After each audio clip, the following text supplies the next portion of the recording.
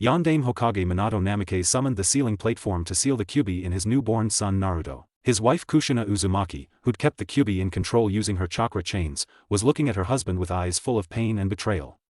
She had believed that he loved her more than anything, but just a moment ago he had made it clear that the village is more important to him than anything else. She knew Minato loved the village, but she didn't know that he would sacrifice his son's life for it. From Minato's words it was clear that Naruto would be used as a weapon for the village, the same thing she hated with her very being. She wanted to stop that misdeed from being done, but she was too weak and she was also holding the Kyuubi back. From the look on Kyuubi's face she could tell he was angry, and if she loosens her hold on Kyuubi for even a moment the monster will kill her son. She didn't care about anyone at the moment. They all could go to hell for all she cared. But she cared for her son but still couldn't stop it from happening. Every moment was like someone was tearing at her heart when she saw Kyuubi being pulled in the seal in her beloved son. She came to reality when she heard her son's wails. She dragged her body to her son's crying form. Every wail and sobs coming from Naruto was just killing her. She knew he was in pain from the sealing. Even after being the Uzumaki, a little pain was like an aftereffect of sealing. She lifted her baby in her arms and embraced his frail form to her bosom and cooed, "Mama's here Naruto, everything is going to be all right." And as if he understood her words his crying reduced to sobs and he clutched his mom's hair tightly. Kushina giggled, "My son likes my hair," she cooed, and the baby smiled, but that little moment of happiness with her baby boy cut short when suddenly someone yanked her baby away from her hands and she felt like someone tore her heart away from her body. She met with the eyes of Danzo, who was holding her son. Her eyes turned to her son when he started crying. She narrowed her eyes. "Danzo, give me my son back," she snarled. Danzo smirked, "This child is a Konoha weapon and it's Konoha property.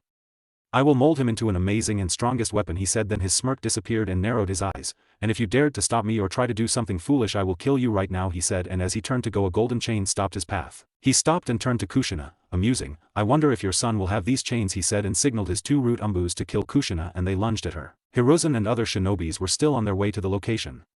Several civilians were also going to the location of Kyuubi sealing. Hiruzen had already known what Minato had planned. After all, Minato discussed it with Hiruzen. Hiruzen was surprised to know that Minato would sacrifice his newborn child. He was happy inside that Konoha will get a weapon, but it made him uneasy when Minato said to Hiruzen that his son must be seen as a hero who saved the village. Hiruzen chuckled at Yondaime's naivety. There was no way villagers will treat Naruto as a hero when it would come to their knowledge that Kyuubi is sealed in Naruto. When Hiruzen reached at the location he saw that Danzo was holding Naruto and one root umbu was dead on the ground and other was panting heavily. Kushina was glaring at the remaining umbu and she was in worst state she could ever be. Kushina was on one of her knees. She was breathing heavily. Blood was pouring out from her arms and legs from several gashes that she took from first umbu. Her clothes were tattered. Her face was painted in her own blood which was flowing from a wound on her head. Her body was trembling from the tiredness and exhaustion. Her eyes were opening and closing, indicating that she was fighting unconsciousness. Her chains were already on the verge of totally vanishing. Only one out of several was remained in existence. Hiruzen couldn't believe his eyes. Even after giving birth just 2 hours ago, even after crossing the limits of exhaustion, even after being so bruised and wounded severely, she was fighting. She really was a true shinobi, woman, and a mother. The second remaining root umbu lunged at her with his sword in attempt to strike her neck, but in the nick of the time she blocked it with her chain, but the chain cracked and was ready to vanish. The root umbu smirked behind his mask and pushed more. Without wasting any moment, Kushina pierced his skull and the umbu fell down on the ground with a thud as her chain disappeared, which showed that she didn't have any ounce of chakra left in her. She tried to stood up on trembling legs. "Give me back my son," she said as loud as she could, but it came out as a whimper due to her passing the limits of exhaustion. Suddenly her eyes widened when she felt something warm on her stomach and a stinging feeling on her stomach. She looked down and saw that a sword was sticking out of her stomach and blood was pouring out from the spot where blade had pierced. She again lifted her head and her tired violet eyes again met with Danzo's. She blinked and slowly turned to look at the owner of the sword. Her eyes widened to their limits and her breath hitched for a second when she recognized the face of the one who stabbed her. The person was a teenage boy of age not more than 13 years, but the most shocking thing for her was that he was a member of her genin team. Other two members of her genin team were standing behind the one holding the sword. Minato had given her a genin team when he saw her giving tips to Itachi. He thought her talent would go to waste like this, so he provided her a genin team. They were good kids. She never expected that it would be her genin team to whom she had trained. What were they doing here? Didn't they go to shelter in safe house like everyone? She gazed at the boy for some seconds, then narrowed her eyes and lifted her head only to saw that everyone was standing there, Hokage, with all Jounins, Chunins, and some of clan heads like Hayashi and Fugaku with their wives. Everyone was there. She recognized Mikoto standing there, behind her husband Fugaku, with a blank look on her face. The boy retracted his sword back from her stomach and she stumbled backwards. Everyone was there, her friends, her well-wishers, her comrades, everyone. Then she narrowed her eyes and noticed that not everyone was there. Anko, Yugao, Tsum and some others were not in them. Were they hiding somewhere, or they were not here because they were on a mission? Then she remembered Anko's visit at her home when she was about to go on a mission, but what about Yugao and Tsum? She looked at Hokage, who was standing there with a look of triumph which showed that he won something.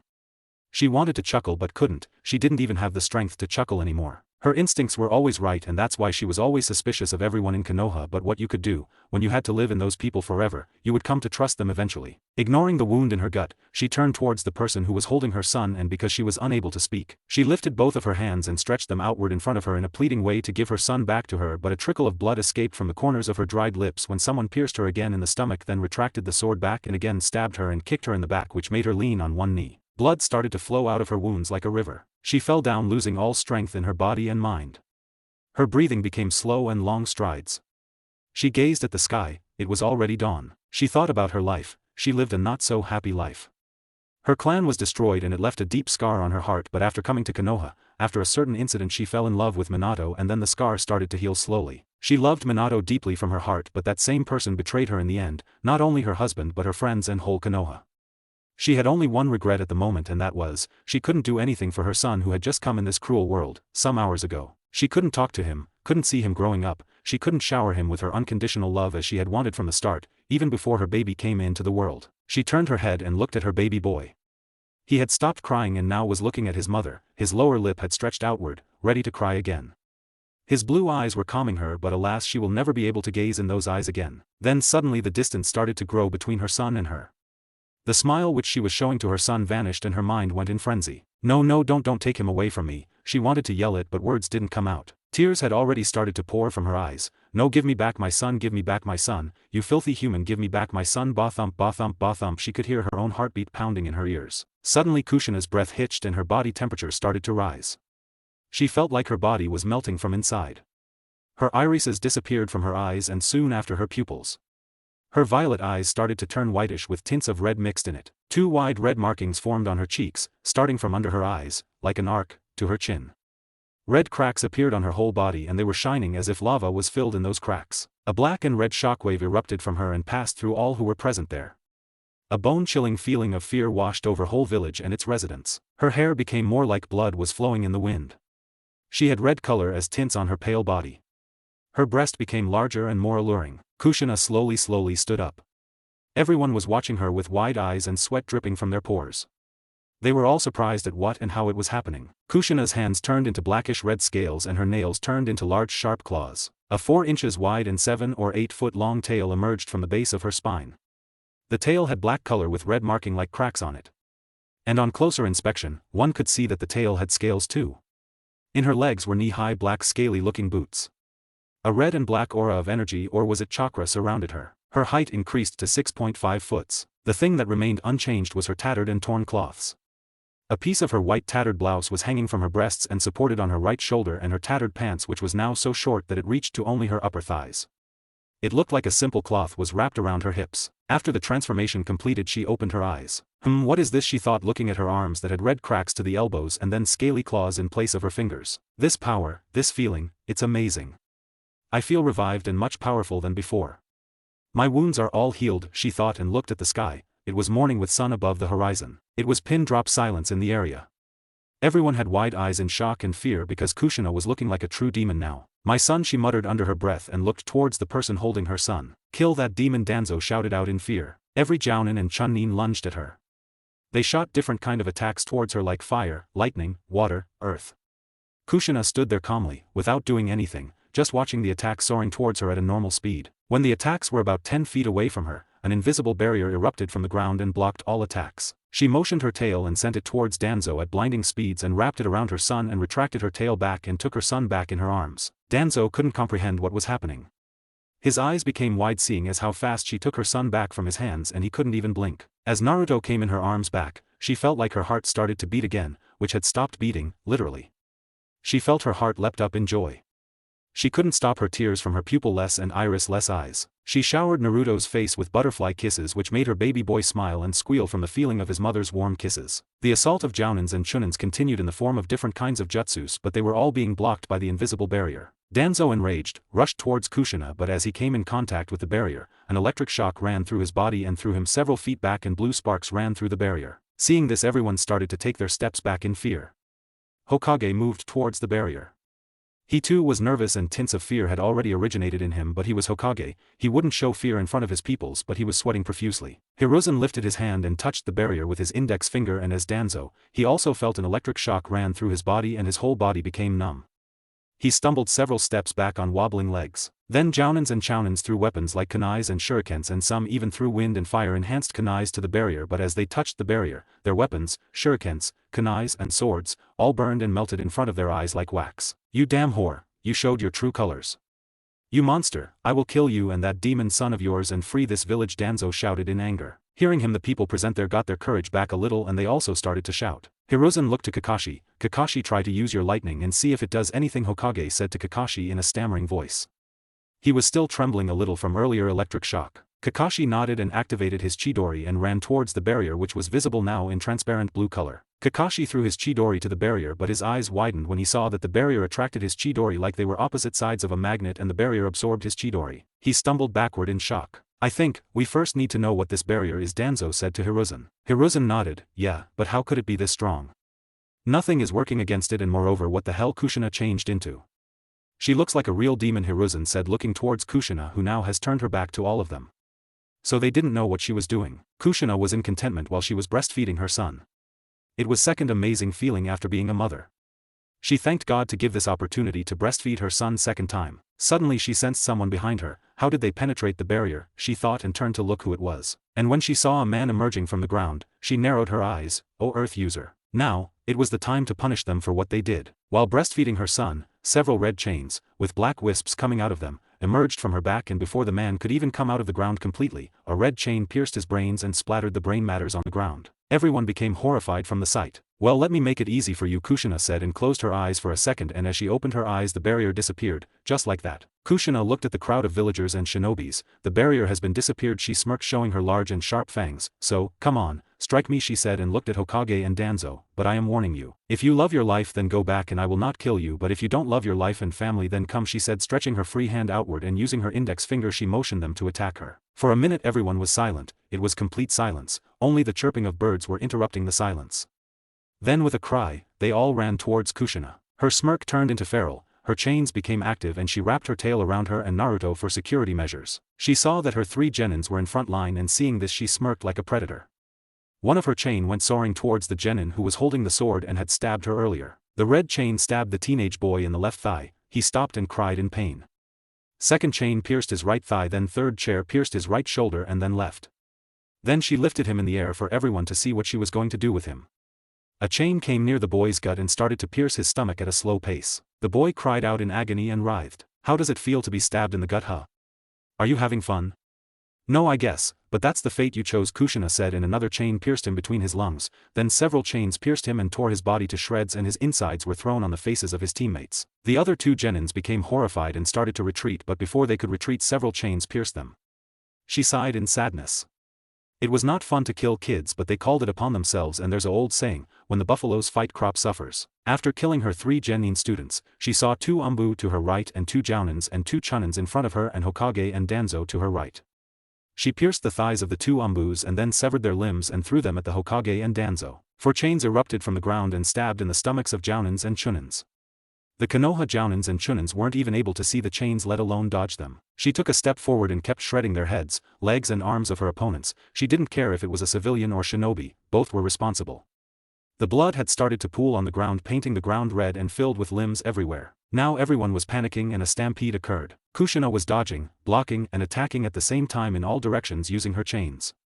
Suddenly someone threw a smokescreen and smoke filled the area, but she could see their chakra like a Byakugan user, so she didn't stop her assault. Uchiha Fugaku casted a genjutsu, but she sent him in a genjutsu like Mangekyo Sharingan. Yamanaka's tried to enter her mind, but a fierce look made them faint. Yamato tried to make a wood barrier around Kushina, but her chains shattered it like butter. Then Kushina saw a horde of bugs coming towards her. She smirked, her chains started to heat up and they became so hot that they started to encase in a fire and send some of her chains in the horde of the bugs, and the chain started a dance of bug death, and just after 1 minute the field was clear of any bugs. She lifted her hand and stretched her palm outward.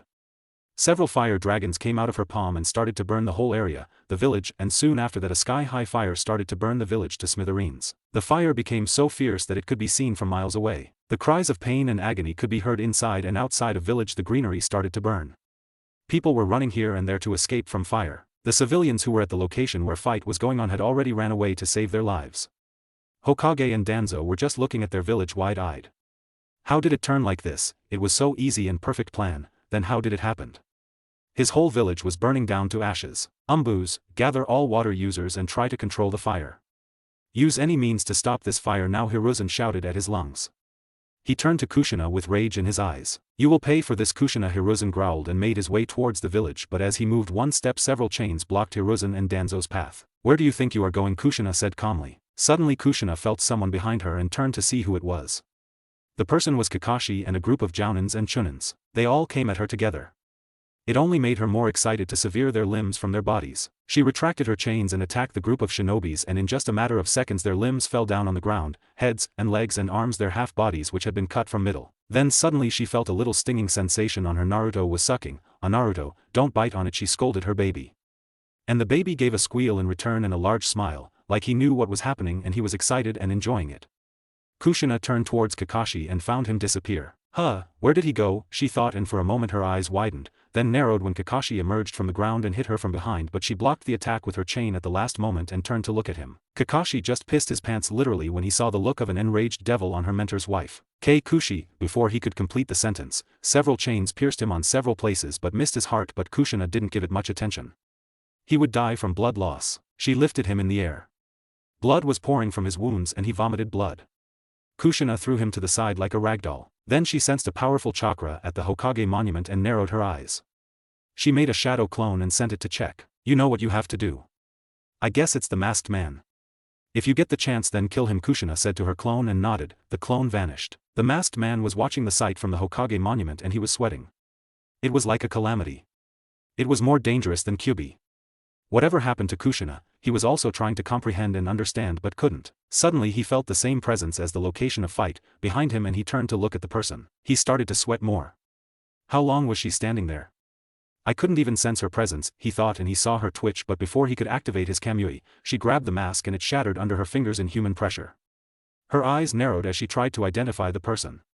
Who are you? She asked. Then she narrowed her eyes. You are the one who freed Kyuubi from me, right? She said, and the chains emerged from Clone's back and pointed towards the person. Suddenly her eyes became wide in realization, when she recognized the person. You are Obito, she voiced in shock, and he decided it was the cue for him to retreat. He then transported into other dimension using Kamui, by taking the advantage of Kushina's momentarily shock. Kamui, I will have to think something about it, she muttered and dispelled. So it was Obito original, Kushina muttered. She noticed that two rude umbus were standing in front of him, but before they could move, she stretched her arm outward, moving her index finger sideways in a denial. She stopped them. TCH, don't you dare to touch my son, she growled, and two chains pierced their heads and they fell down dead. She looked around and noticed that no one was there anymore.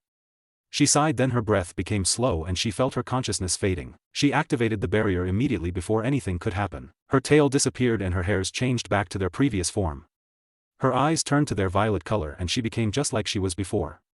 She fell down with Naruto still nursing on her breast, and the exhaustion did it work on her and she closed her eyes. Naruto kept nursing on her breasts whole time.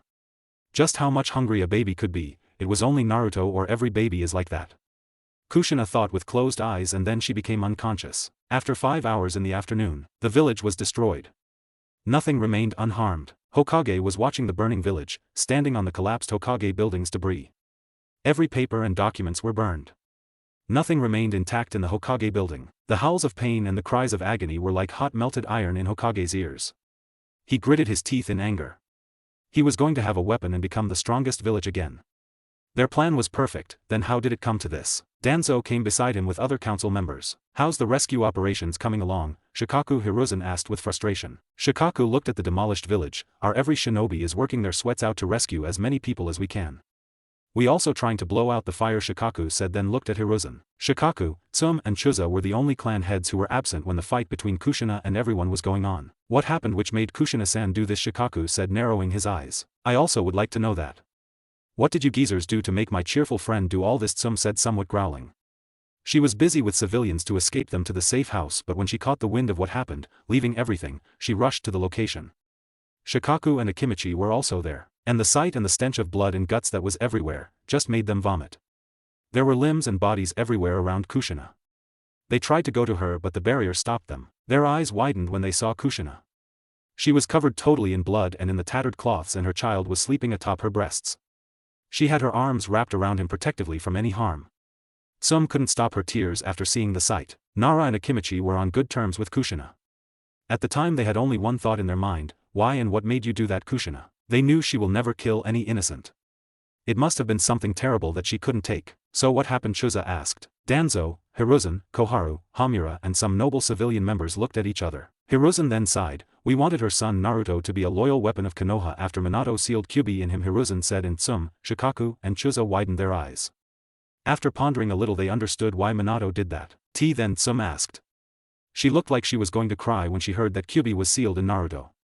The child had just born and he was already condemned to such fate. We took her child from her. And he stopped and looked at Danzo. And what? Tsum shouted. We tried to kill Kushina, Danzo stated. What? The three widened their eyes. Tsum put her hands on mouth. It was needed because, if she had left alive she never would have let her son turn into a weapon, and the emotions makes a person weak. These useless emotions not needed in a weapon. So we killed her, but we don't know what happened. She changed into some kind of creature or something and it all happened, Danzo said, finishing. Tsum had tears in her eyes and Shikaku and Chuza were clenching their teeth in anger and disgust. How could you do that? Shikaku hissed through gritted teeth. Why, you are not human. You are monsters in human disguise. I feel ashamed calling myself a Konoha kunoichi, Tsum said, growling, and ran to her home. Shikaku and Chuza shook their heads in disappointment. We agree with Tsum, they said, and went to their homes. Tsum entered her home angrily, pushing the door so hard that it became loose hinges. Hana, she shouted. Hana, come here now, Tsum yelled to her lungs. Hana came running.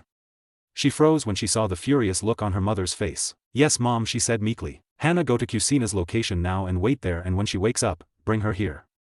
And if anyone tries to stop you, treat them as nuisances, even Hokage, Tsum said, and Hana nodded, but before going out she needed to calm her mother. She put a hand on Tsum's shoulder. Mom, I am going, but before that you need to calm down. It's not healthy for the baby, you know. You are about to give birth to my brother or sister, Hana said, and Tsum calmed down.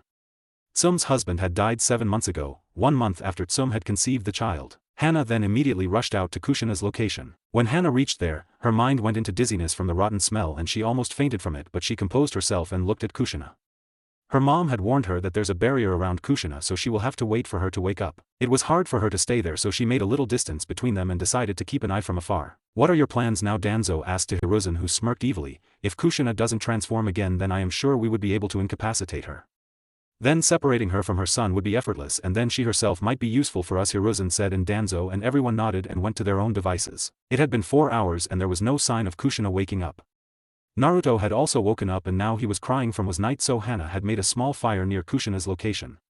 Tsum had also come there when Hana didn't return with Kushina. Both mother and daughter together were waiting for Kushina to wake up. On the whole, it had been 12 hours since the incident and it was night now. Hokage had sent information to every shinobi who was out on missions and ordered them to return as soon as possible. Kushina groaned and she slowly opened her eyes. It was dark. It's night already. It seems a whole day has passed, and she heard Naruto's cries and she immediately sat up and lifted Naruto in her arms and started cooing. Naruto's face was red from crying and he was snotting too. Ah, my baby, mama is sorry baby. You must be hungry. Is my boy hungry? She said lovingly and pulled up her tattered blouse or whatever remained of it and put her in crying Naruto's mouth, and instantly, he stopped crying as he found the appendage and started to suckle on her. She winced from the stinging feeling in her when Naruto sucked a little harshly. In attempt to satiate his hunger immediately, he bit on her a little. Ow, ouch, I am sorry, sorry. She also understood what happened. He wanted to fill his stomach as soon as possible. Kushina just sighed in contentment and then looked around. Oh, the barrier, she thought. She slowly stood up, her stomach growled in hunger. How long has it been since she had eaten anything? More than 24 hours. She deactivated the barrier and noticed the fire. Who is there? Kushina shouted, narrowing her eyes. Hana and Tsum heard Kushina and came rushing to her. Kushina, are you alright? Tsum asked in worry as she stopped in front of Kushina and started to check for any possible wounds. Kushina looked at Tsum for several seconds and then startled when Tsum hugged her and started to cry on her shoulder, muttering, I am sorry, again and again.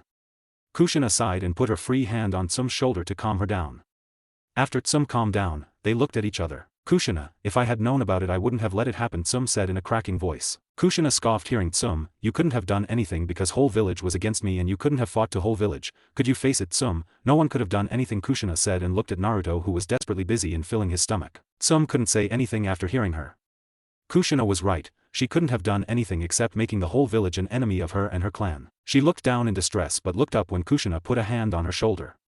"But I am happy that you were not there," Kushina said, smiling that made Tsum confused, but after some moments she understood and her eyes widened and welled up. "Who were there?" Tsum asked, on the verge on crying. Kushina looked in the distance above Tsum's shoulder. "Everyone I can think of except a few, even my friends like Mikoto, Hayashi, and Fugaku and many more," Kushina said and looked at Tsum. Tsum clenched her fist so tight that her knuckles became white. "But don't worry, they would get what they deserve," Kushina said. Tsum then calmed down and smiled. "Okay, Kushina, come with me and you should take a bath and eat something and rest. You can stay in my house as long as you want," Tsum offered, smiling. Kushina smiled hearing her and looked at her. "Tsum, I am glad to hear that, but you need to understand that right now I don't trust anyone, especially my friends, but don't worry, you are not in them, but still after what happened, it's hard for me to trust anyone, and if I stay with you it will endanger you too," Kushina said grimly. Tsum's eyes widened hearing it. But," she tried to say, but Kushina cut her off. "Tsum, you are still my friend, just give me some time." "Okay," Kushina said softly and Tsum nodded. Tsum could understand where Kushina was coming from. Kushina then adjusted Naruto in her arms. "Okay, then I shall take my leave," she said and started to move, but Tsum stopped her. "What are you going to do now, Kushina?" Tsum asked. Kushina stopped and looked at the sky, then she looked at Tsum and a grin formed on her face showing her white teeth. "Right now I am going to eat and take a long shower and then sleep," she said and went to her home. Tsum smiled hearing Kushina in her usual tone and also went to her own home. Kushina made her way back to Uzumaki residence. As she reached the Uzumaki residence, she saw several people throwing stuff to her home, but they were all being blocked by the barrier seal around the house, and just as those people saw her they dispersed in fear. She entered in the house and first thing she did was prepare some instant ramen. She knew it wasn't healthy but she would worry about it later, she was starving now. After stuffing 3 bowls of instant ramen she stopped eating and sat down on couch. She looked at Naruto and giggled when she saw him still drinking her milk. "How long are you going to drink it? Let's go and take a bath," she said and separated Naruto from her breast, with a whimper from Naruto, and lay him on the couch. She stretched on the couch to relieve her body from any tension. She then stood up and removed her cloths, whatever remained of them. There was no one in the house so she didn't care. First, with a wet towel she wiped Naruto's body clean and wore him new clean cloths. She then lay him in a crib and took him to the bathroom with her so that he could be in front of her eyes all the time when she takes her bath. She sat in the hot water and cleaned her body all over, off of any blood stains. Then she relaxed her head at the edge of the tub and looked at the ceiling. It was a long day, now what should I do? I can't stay in this hellhole, but I can't leave right now. If I leave right now then I will leave several things unfinished like Hiruzen, Danzo and several others that could create problems in the future, she thought and took a brief glance at Naruto. Well, for the time being I will stay in the Uzumaki shrine and train Naruto there and see if there is anything related to Uzumakis. I remember the time when Dad had told me that this shrine has a mask used to summon Shinigami. The shrine is not that famous so I don't think many people know about it. I will think about it later. And when Naruto gets a little older, we will head for Uzushigakure. But I can't be careless just now. They are still alive and I will have to do something about them, she thought and decided to get out of the tub. After half an hour she came out of the tub and dried her body and donned a white pajama and a loose white shirt, and taking Naruto lay down on the bed. She unbuttoned her shirt and put her back in Naruto's mouth and faded to dreamland. Kushina woke up next morning. She took a look at her only lifeline and smiled. She kissed his forehead and went to freshen up. She made a proper breakfast for herself and with Naruto in her lap, she sat on the couch. As she finished her breakfast, Kushina heard someone shouting her name outside. She stood up and went to outside and saw Anko standing there waiting for the seal to be deactivated. Kushina let her enter in the house and they both went inside and sat on the couch. Anko was a chunin of Konoha. She was 10 years old with purple hair and 4.9 foot of height. She was as strong despite her age and had a well-developed body than any other girl of her age. At the age of 8 years old she was chosen by Sannin Orochimaru as an apprentice and went with him on a training trip, abandoning his academy in middle. Hokage promoted her to a genin before all students on the behalf of Orochimaru's recommendation and also because she knew everything she needed to know as a genin. She was a prodigy. After that Orochimaru took her on a training trip and then after 2 years he betrayed her and left her to die. When she returned to the village Kushina was the only one in whole village who didn't turn on her. So she respected and trusted Kushina with her soul and more than anything or anyone. Anko was silent and from her body language Kushina could tell she was feeling somewhat nervous. Kushina kept looking at Anko, making it harder for Anko to say anything. Kushina then smiled and made Anko confused, since just a second before she was staring at her with suspiciousness and next second she was smiling. Anko, Kushina called her abruptly. Why yes, Anko stammered. Do you know what happened when you were on your mission? Kushina asked. Anko's eyes met with Kushina's and seeing the smile on Uzumaki woman's face Anko nervousness disappeared. Yes, I heard from Hokage-sama about what happened, Anko said. What did he say to you? Kushina asked. He said that you went berserk and killed many shinobi and civilians. Anko told her what Hokage had told her. Kushina smiled and looked at Naruto lovingly caressing his whiskered cheeks which made him smile. Do you believe him? Kushina asked without looking at her. Kushina-sama, as much as I know you, you can't do this, and if you have done this then there must be one hell of a valid reason behind it, Anko said, making Kushina look at her. Kushina looked at her smiling. Thank you Anko for believing in me, Kushina said, and Anko just smiled. Kushina-sama, might I know the reason behind it? Anko asked a little apprehensive. Yeah, why not? Kushina said and started to tell her the whole story. After Kushina finished her story, Anko had her fist clenching and her nails digging in her palm resulting in bleeding of them. She had slight tears in her eyes. Kushina-sama, Anko started but Kushina beat her to it. Don't apologize for it because it was out of your hand and you were not here, and even if you were here you couldn't have done anything, Kushina said, and Anko looked down. What are you planning to do now? Anko asked, lifting her head. Kushina looked at Naruto who was sleeping in her lap peacefully and closed her eyes. After what happened I want to see what would be Hiruzen's next step, and I know, till evening he would do something nasty again. And after finishing this matter with Hiruzen, I would go and live in Uzumaki Shrine for a while until Naruto gets a little older, and while living there I want to teach Naruto Fuinjutsu and everything I know, and if he awakens something like me due to Kyuubi then I will also have to keep an eye out for it. And I also have to talk to Kyuubi. Well, after that I would leave for Yuzushiogakure. There is something I want to find out about the massacre that had taken place in Yuzu decades ago, Kushina said and looked at Anko. Anko was a little surprised that Kushina told her all of her plan. Kushina-sama, might I ask you why you are trusting me so much? Anko asked the question she wanted to ask for a while now. Kushina smiled, because like me you know how it feels when the person we have so much trust and hopes to, betrays us, Kushina said, and Anko couldn't say anything except agreeing with her. Anko then looked at Naruto. Is he? Anko asked, trailing off. Kushina smiled. Yes, he is my baby, my son, my everything, Kushina said and looked at Anko. Want to hold him? Kushina asked. And no, it's fine, Anko said, but Kushina stretched her arms outward for Anko to hold Naruto. Anko then slowly brought her arms under the bundle with utmost care. She felt afraid that her touch might hurt him. He looked so cute and so delicate. She couldn't hold herself from kissing his forehead. You are the third person to hold Naruto after me and Minato, Kushina said, and Anko nodded in acknowledgement. I feel honored, Anko said and gave Naruto back to Kushina. Hiruzen was sitting on a chair in his home, thinking.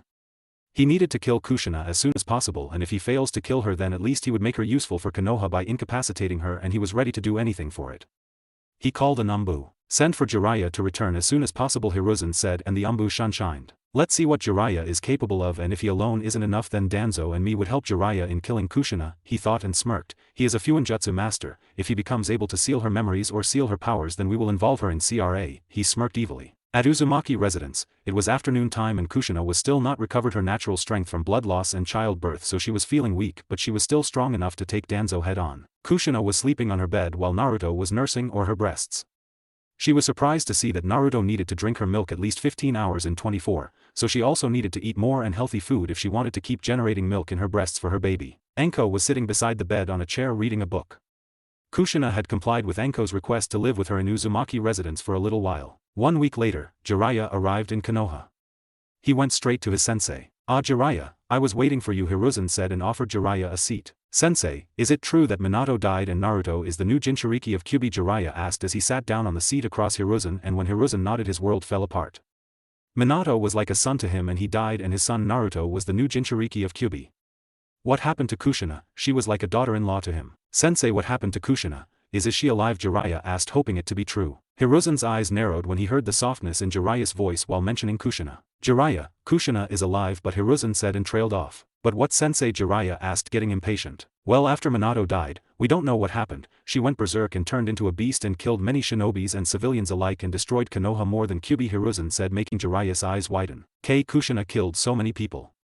She went berserk because of Minato's death, but Kushina is a strong-willed woman, she is not a weak-minded woman. But it may be possible that she couldn't take both, Minato's death and the fact that Kyuubi was sealed in Naruto. Still killing so many people of Konoha and destroying Konoha more than Kyuubi, she must have controlled herself. Daughter-in-law or not, village would always be first, Jiraiya thought, and obviously he trusted his sensei more than anyone. Jiraiya, it's true, Hiruzen pressed. I trust you, Sensei, but it's hard to believe that a woman like Kushina will lose control and do that despicable act, Jiraiya said, and the fact that he should talk to Kushina about this slipped from his mind. What are you planning to do now, Sensei? Jiraiya asked, now trusting his sensei completely. Hiruzen smirked. We will have to incapacitate or kill Kushina because we don't know when would she go berserk again, and we will have to secure Naruto in our hands, and you are the only one who can do it. And we don't want any more casualties, Hiruzen said, and Jiraiya nodded, but killing Kushina seemed a little too much since he had considered her his daughter-in-law.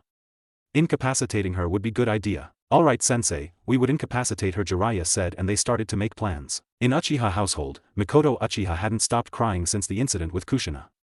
She hated herself for betraying her best friend.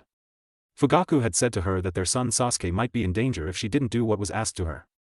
And now she regretted that decision. Kushina would have wanted to kill her, and why she would not, after all she betrayed Kushina in worst way possible. It wasn't like she didn't resist, but she was helpless against her child's safety. She knew if she were to go to Kushina now, she would definitely kill her. What she should do now? She got off the bed she was crying into when she heard the cry of her son Sasuke.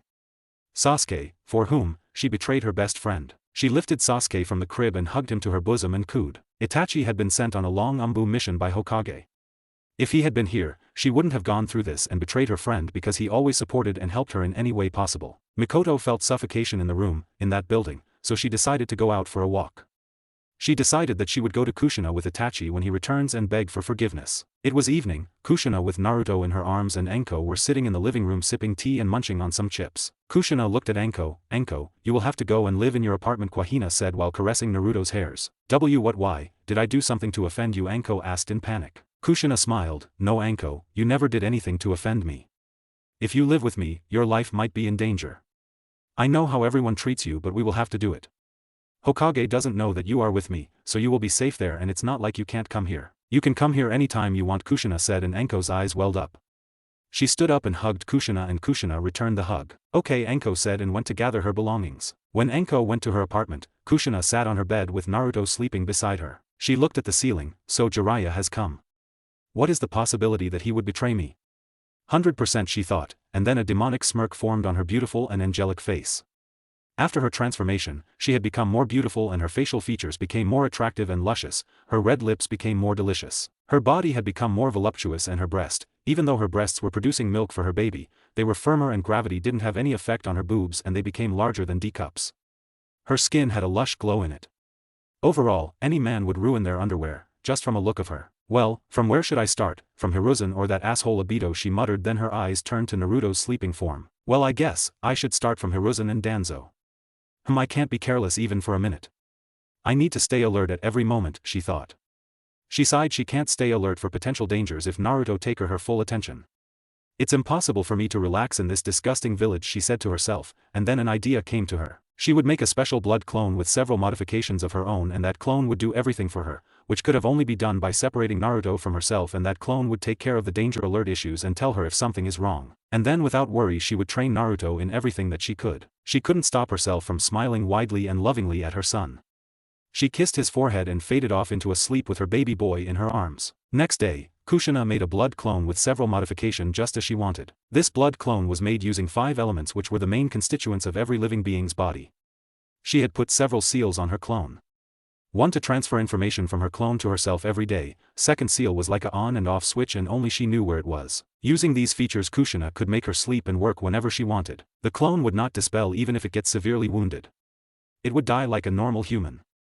Only Kushina could dispel it, if she wanted. She ordered clone to behave like she was original Kushina so that the clone could go out and keep an eye on everyone and also will do every housework while Kushina will concentrate on Naruto. The Uzumaki residence had a large forest-like establishment behind the house.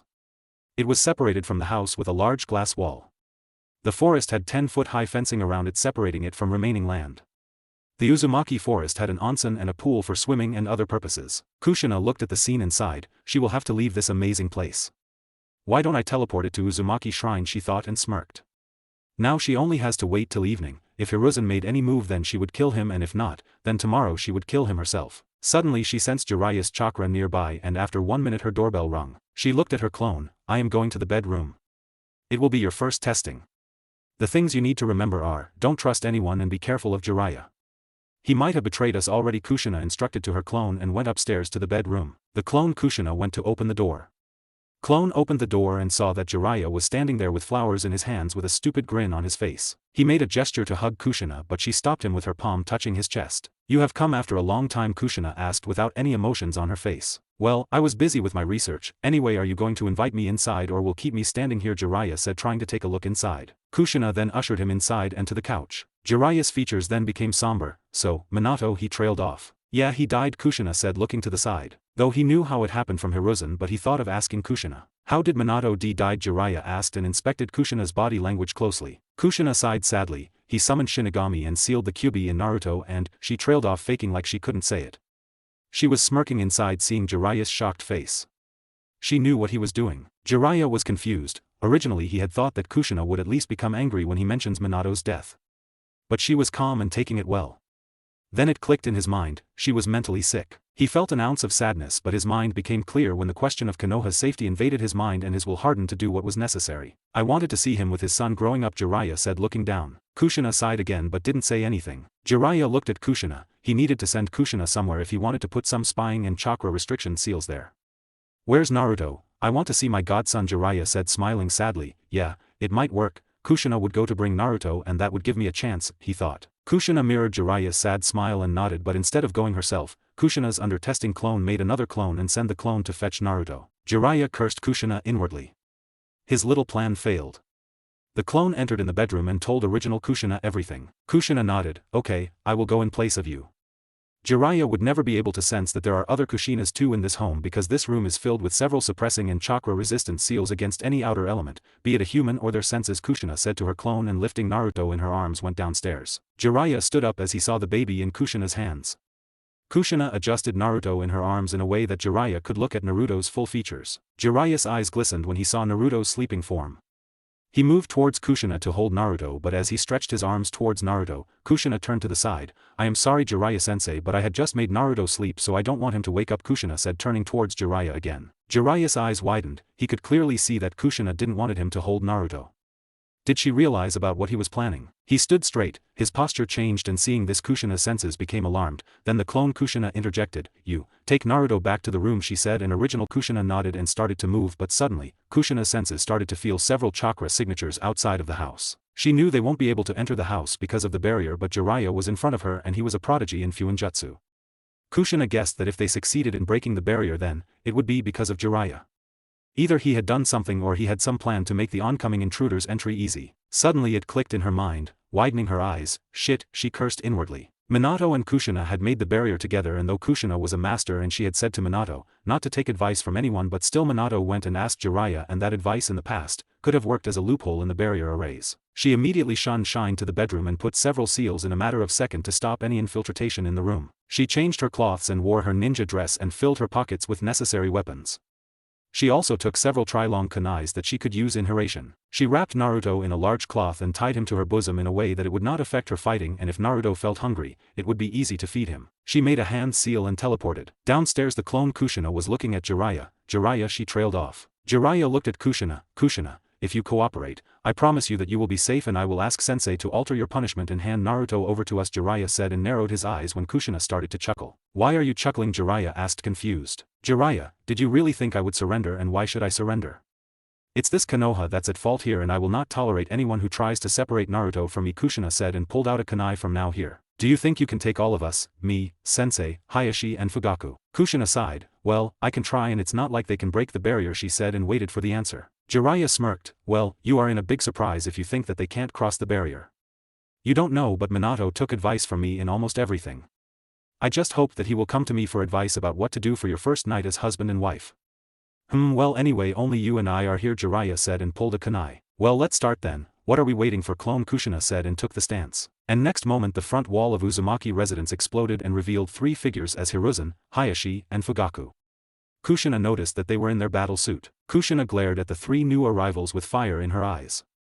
Kushina promised to herself that if not all of them, then one or two of them would die from her hands today. Her golden chains emerged from her back and hovering in the air pointed them towards all of them like a spider net. The clone Kushina closed her eye. Her priority target was Hiruzen, then others. Jiraiya threw his kunai at Kushina and Kushina swatted it away like a fly using her chain. She still hadn't opened her eyes. She smirked wide, and like before, she stretched her right hand outward and using her index finger motioned them to attack. Bring it on, she said in a deep and low voice. The group of four then charged their respective attacks.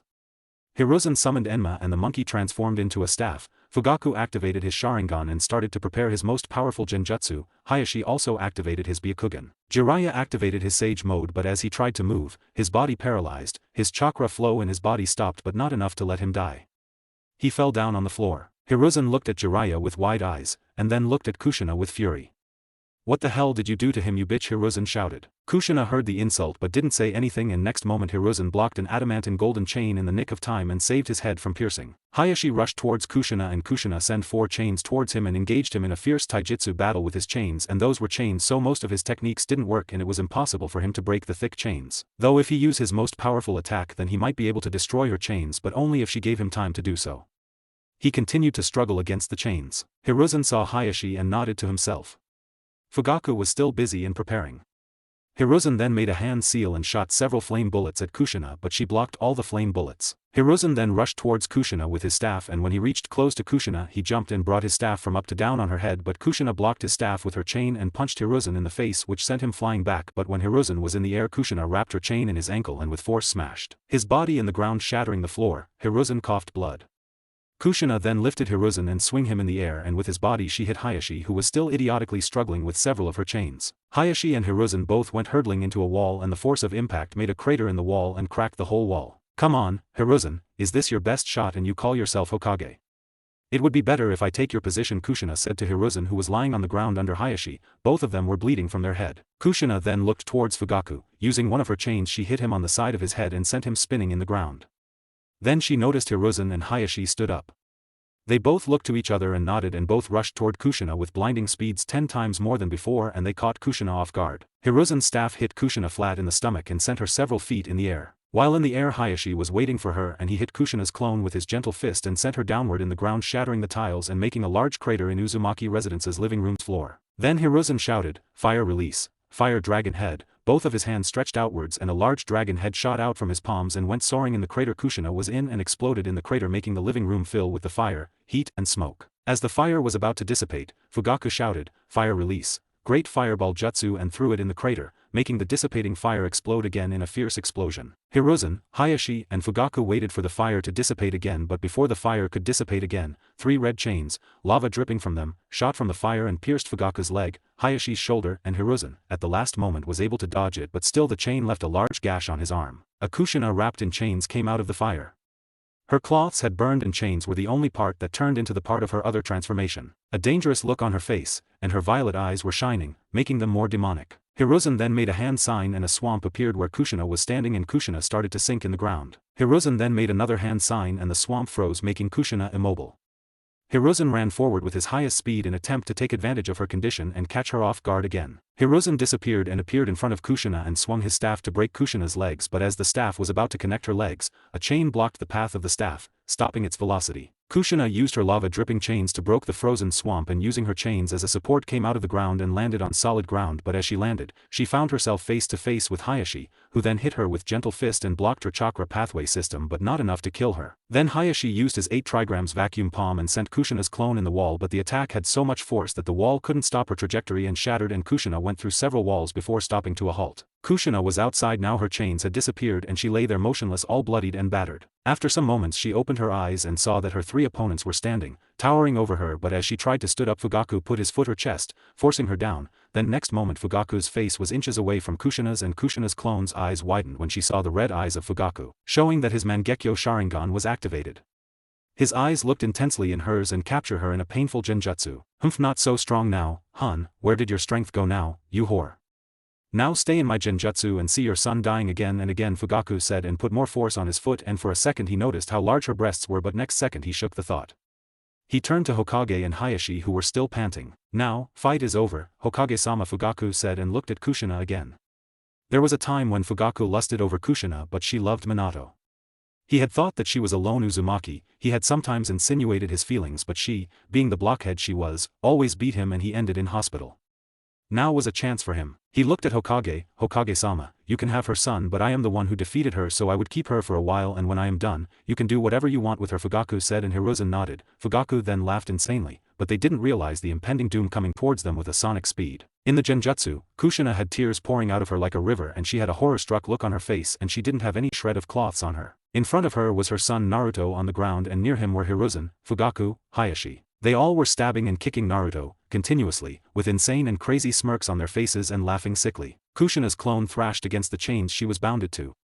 She was helpless, and with every stab in her son, she was feeling like someone was crushing her heart with their fingers, and the crying of her baby boy was just making her desperately wish to die. Then suddenly she saw a light shining from behind the horrible scene, and the scene faded from her sight. Then the light engulfed everything. The clone Kushina opened her eyes, only to see original Kushina looking at her, and tears started to stream down again from the clone Kushina's eyes. Earlier, when Kushina teleported, the original Kushina had teleported to Anko's apartment, startling her from her sudden appearance.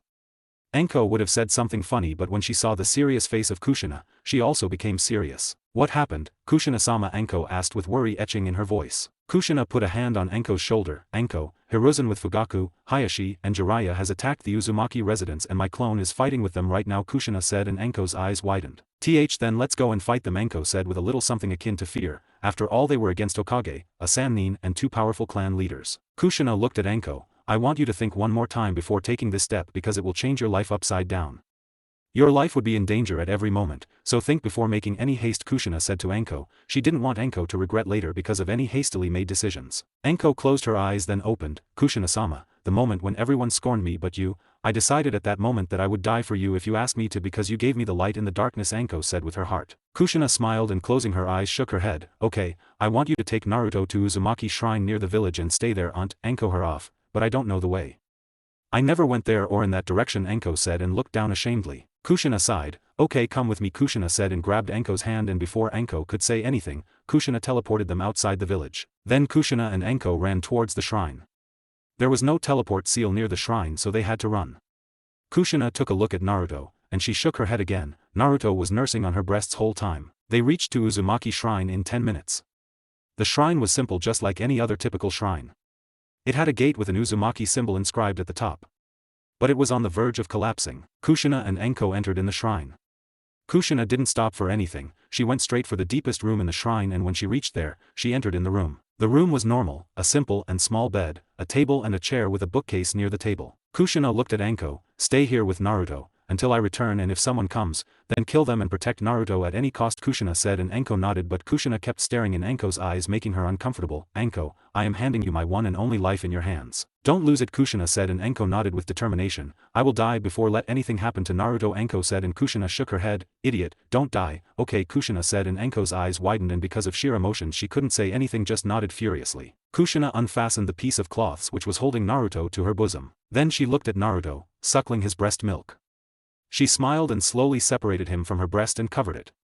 Naruto whimpered, but Kushina cooed and calmed him down. Kushina looked at Naruto and smiled. "Naruto, Mama has to go and punish some bad guys who tried to kill your mama, but don't worry, I will be back soon, before you get hungry again.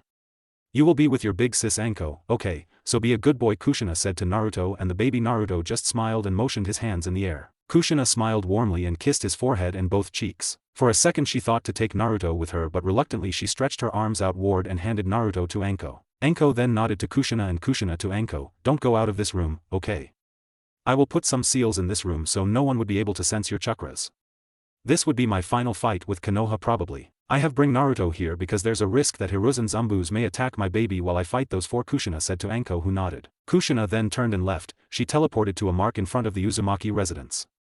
She had made several modifications in the original Hiration to teleport to longer distance and faster than before, and at the cost of minimal chakra. She hadn't even told Minato about the modifications in it because she wanted to beat him umpteenth time in a spar using it. She appeared in front of her house and her eyes widened when she saw half-collapsed Uzumaki residence.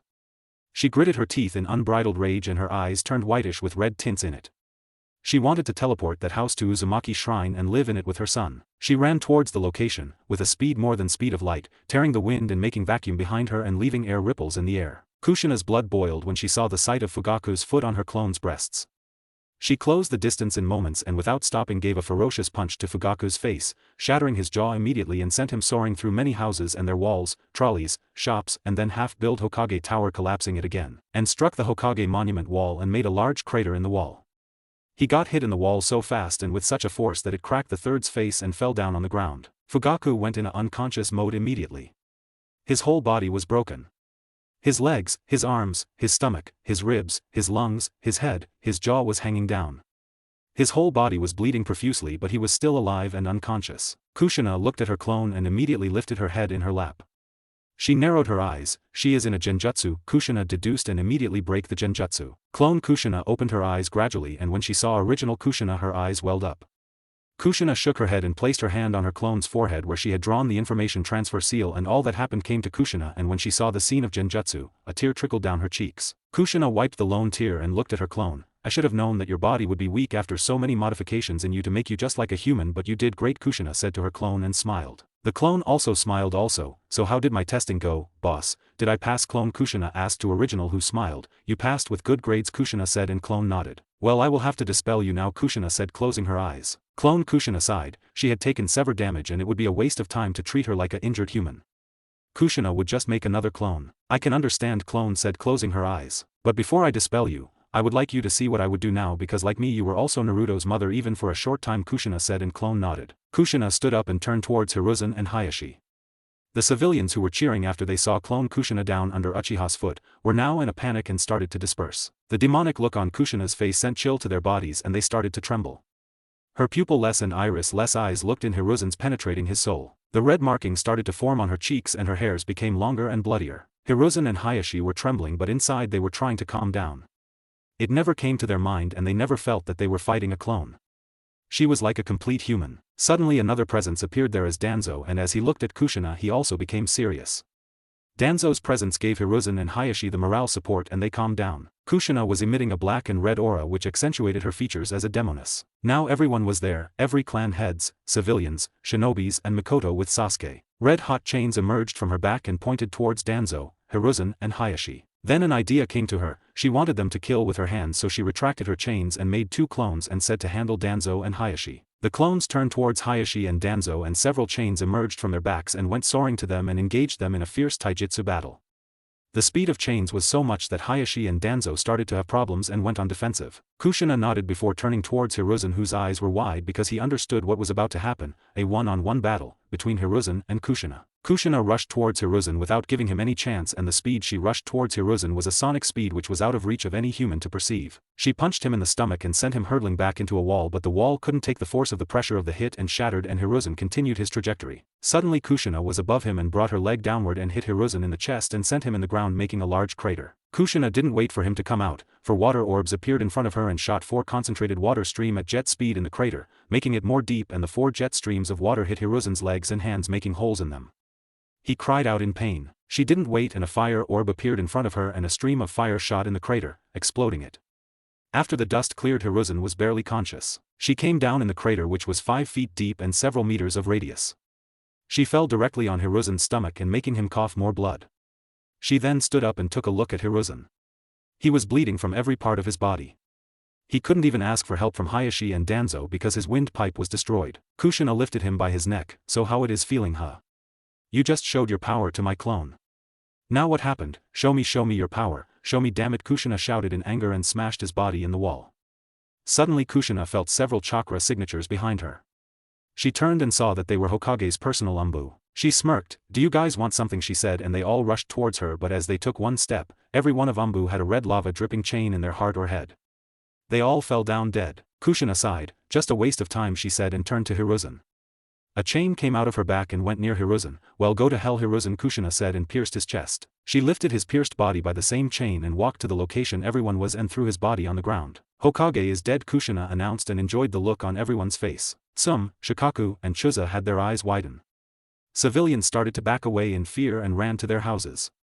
Kushina then turned to her clone, who just was about to dispel, and dispelled. The moment the clone disappeared, Hayashi took a breath of relief, but next second he found a claw enclosing his neck. Then the claw clamped on his neck and threw him in the ground face first, and suddenly she felt someone behind her and her instincts kicked in and she tilted her head to the side, and next moment a blade appeared on the place her head was just moments ago. Kushina immediately caught the blade in her claws and flung the owner in front of her. It was Danzo. As he landed in front of Kushina, a chain wrapped around his neck and started to burn the skin of his neck. Kushina looked at Hayashi, who were in her claws. She lifted his head and slammed it in the ground again and again, and soon after 4th or 5th flump his face was impossible to identify.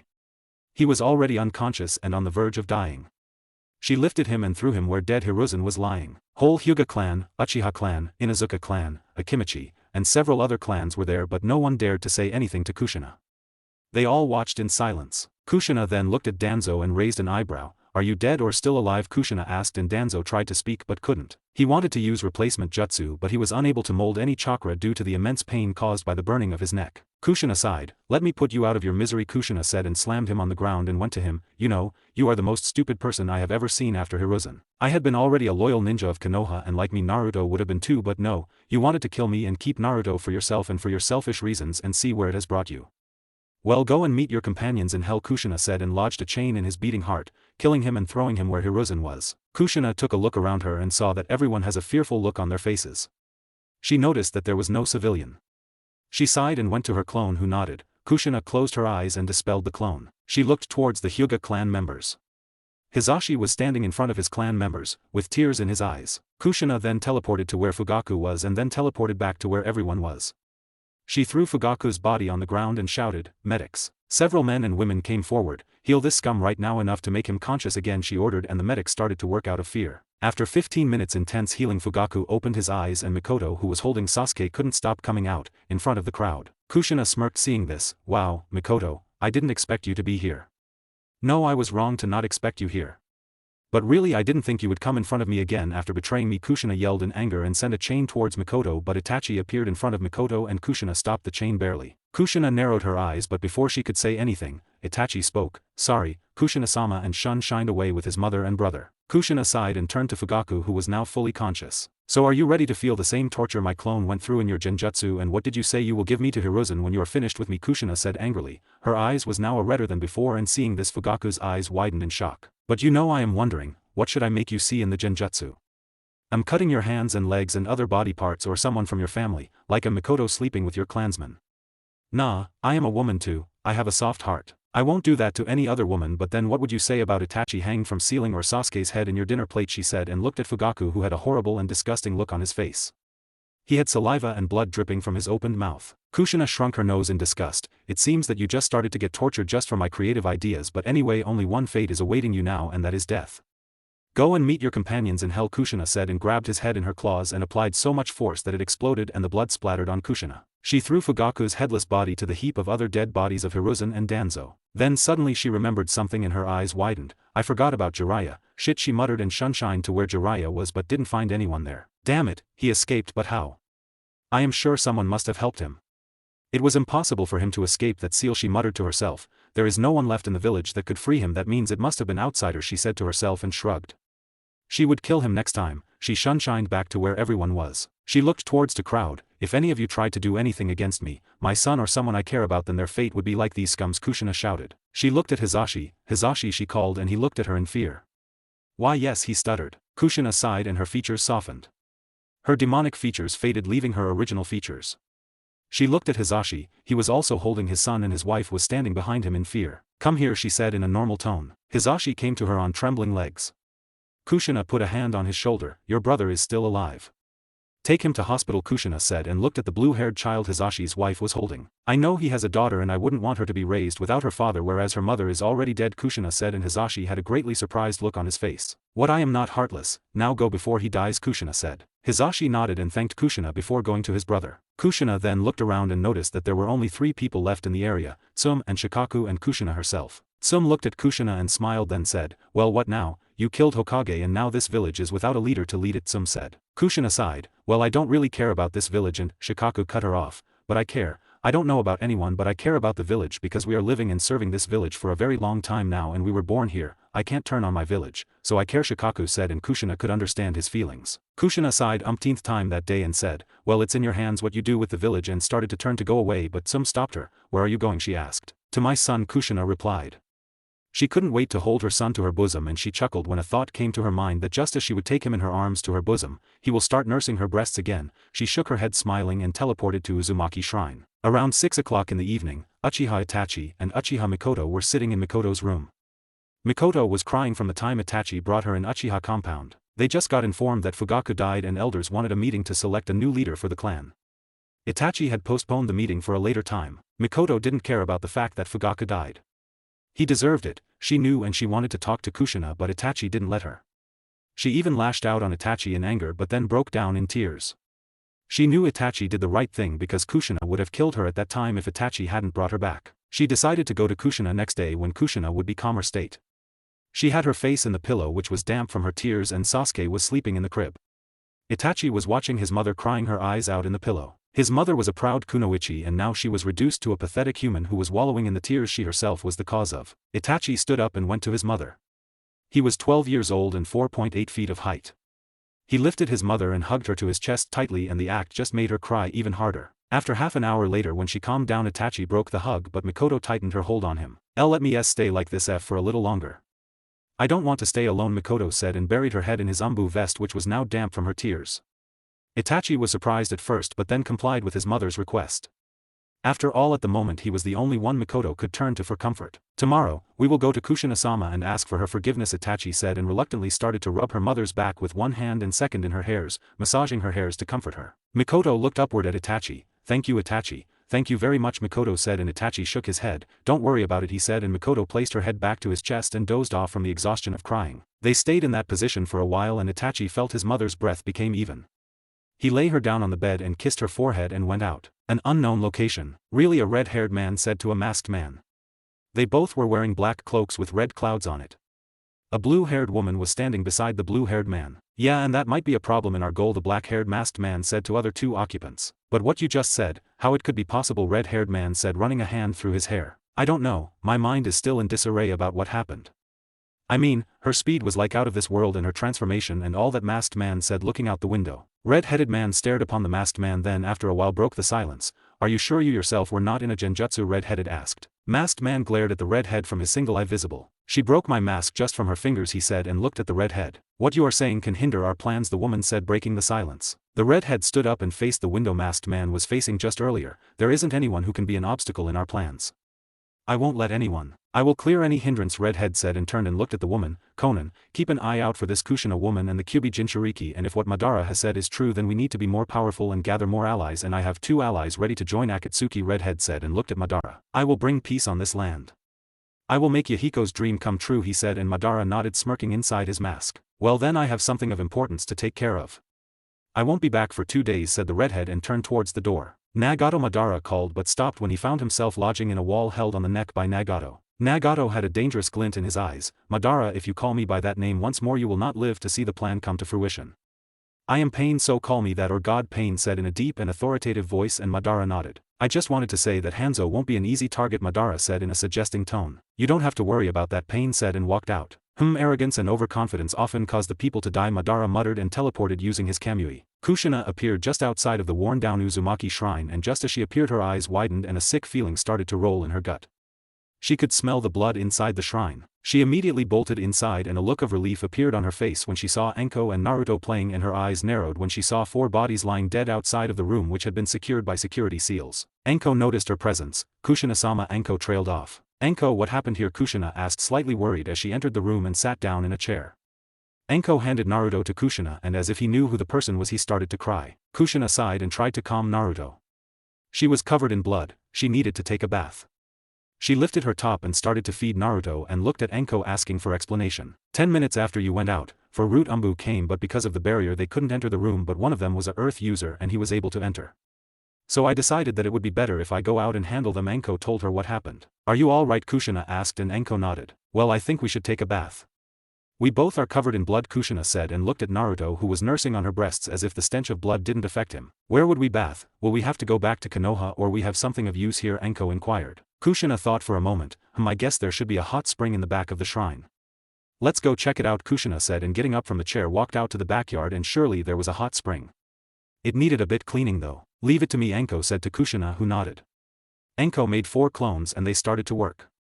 After half hour the hot spring was ready to get splashed. Kushina lay Naruto down on the edge of the onsen on the several layers of cloths to make it cushioning. She removed her cloths and entered the onsen and sat down near Naruto. Ah, it feels great. Kushina relaxed in the onsen and putting a hand on Naruto's head, closed her eyes. What happened in the village? Anko asked. Kushina looked at the sky and closed her eyes. Hokage, Danzo and Fugaku are dead, Kushina said without any emotion, and opening her eyes looked at Anko. And who's going to be the new Hokage? Anko asked as if the news didn't affect her. I don't know and I don't care, and if you want to know then you will have to go to Konoha, Kushina said and started to wash her body. So you are going to stay here for a while, then we'll depart for Yuzushiogakure? Anko asked, and Kushina nodded. Kushina looked at Anko when she became silent and noticed she had a frown and was thinking something. She put a hand on her shoulder. Don't worry, I will be in contact with you. I am working on a communication seal so that anyone could talk to each other no matter where they are, Kushina said and smiled as Anko's face lit up when she heard it. Really, she asked with excitement in her voice. Yeah, but it's still incomplete and I am sure I will complete it before I left. Until then you can visit me here, whenever you want, Kushina said and Anko smiled happily and nodded. I think you need to go now. It's dusk already, Kushina said and Anko nodded. I will come tomorrow, Anko said and got out of the onsen. She got dressed and giving Naruto a kiss on his forehead and walked out. Kushina turned over to Naruto and started to play with him. Half of her body was in the water. After a while she came out and looked around and obviously no one was around, so she discarded her cloths, but it was an open hot spring so precaution was necessary, but she decided to ignore it for time being and lifting Naruto walked towards the rooms. She lay Naruto on the bed. I need to shift my bed and my and Naruto's cloths here, she said to herself and wore her old cloths and her stomach growled from hunger. She sighed and lifted Naruto and decided to go to Konoha to bring food and other items. It was already dark so no one could see her. She appeared near the collapsed Uzumaki building. The front and half of the house was totally destroyed. She made her way inside and upstairs. Fortunately the master bedroom and Naruto's room was okay. Their doors were crippled but the items inside was okay. She entered in her room and opened a large scroll and started to seal the items. The king-size bed, chairs, couches, and kitchen utensils, and then she emptied all her wardrobe in the scroll, sealing all her cloths.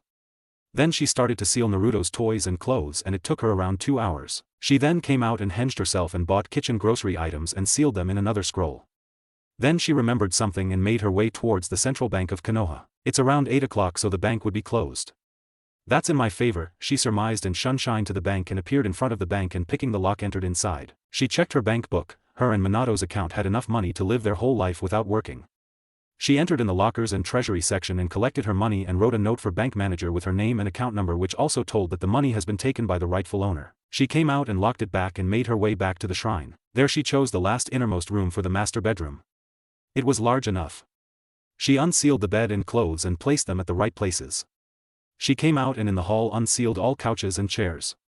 She then went in a room which she chose to use as a kitchen and unsealing all stuff, put them in order. She was finished at 12 in the night or midnight. She wiped the sweat off her forehead and unfastened the cloth Naruto was wrapped in and lay him on the couch and sat beside him. She removed her cloths except her underwear and donned a white net gown which has buttons on the front so that she wouldn't have any problem to breastfeed Naruto. She lifted Naruto and in her arms again and started to breastfeed him. She sighed and leaned back on the couch and looked at the ceiling thinking about what she should do now, and after some minutes she dozed off. Next day she woke up and noticed that it was bright outside. She looked at the clock and sighed. It was 10 am. Laying Naruto on the couch she stood up and leaving a clone behind went to freshen up. She sent one clone to make a heavy breakfast. After having breakfast she went out and made 10 clones. I want a 15 feet high fence surrounding 1 kilometer area around the shrine and put security seals I haven't discussed with Minato and do it as soon as possible, and I want the surrounding area clean, she said, and the clone saluted with a yes boss. Kushina nodded and went inside to have a bath with Naruto in the onsen. After the bath and bathing Naruto she sat in the living room or hall and started to work on the new security seals and made a clone and ordered her to work on the communication seal she was working on. After 8 long hours she finished the seal. She made a very unique, never seen before, seal. The seal had 5 parts. The one, which was the main, would be placed at the center of shrine or any other building, and other 4 parts would be placed at 4 corners of the building. The main feature of this seal was Kushina would be able to edit it anytime she wanted, and other features were to detect any living being, which has chakra, enter in seal protected area. And if she wanted to make the entry restricted to everyone, then it will work like a solid wall, and Kushina had included one more feature in it. If anyone tries to enter forcefully or tries to find any counter seal, then it will automatically burn that person to ashes. The most important feature of the seal was that it secured the area from all 6 sides. She also decided to make some danger signs with the seal. She named it Micro Security Seal, since it would even detect even the ants. Now she just needed to wait till the fence completes. She leaned back and looked at the communication seal which her clone had finished a while ago. The calm seal was made to wear on the back of the hand. It was based on nature chakra. The communication would take place between 2 individuals through the chakras and energies present in the nature. She leaned back and closed her eyes. Naruto kept sleeping and nursing on her breasts all the time. Her clone then brought her the dinner, and after having the dinner, she decided to take a dip in the hot spring and then to go to bed. 4 days later the fence was finished and all the area was cleaned. It was time to put security seals. She looked at Naruto and shook her head in bewilderment. He was still nursing on her breasts and she just feed him normal baby food. It was like his hunger won't sate until he drinks his mother's milk. Kushina separated his mouth from her and gave him to her clone. It was dangerous to keep him with her while putting the seals. She drew the master seal at the center, in the living room of shrine, and other 4s at the 4 corners of the fence.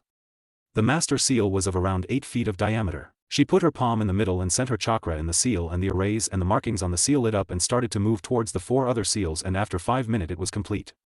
For the time being she decided to keep that one feature off which would burn anyone only with touch. She heaved a sigh of relief.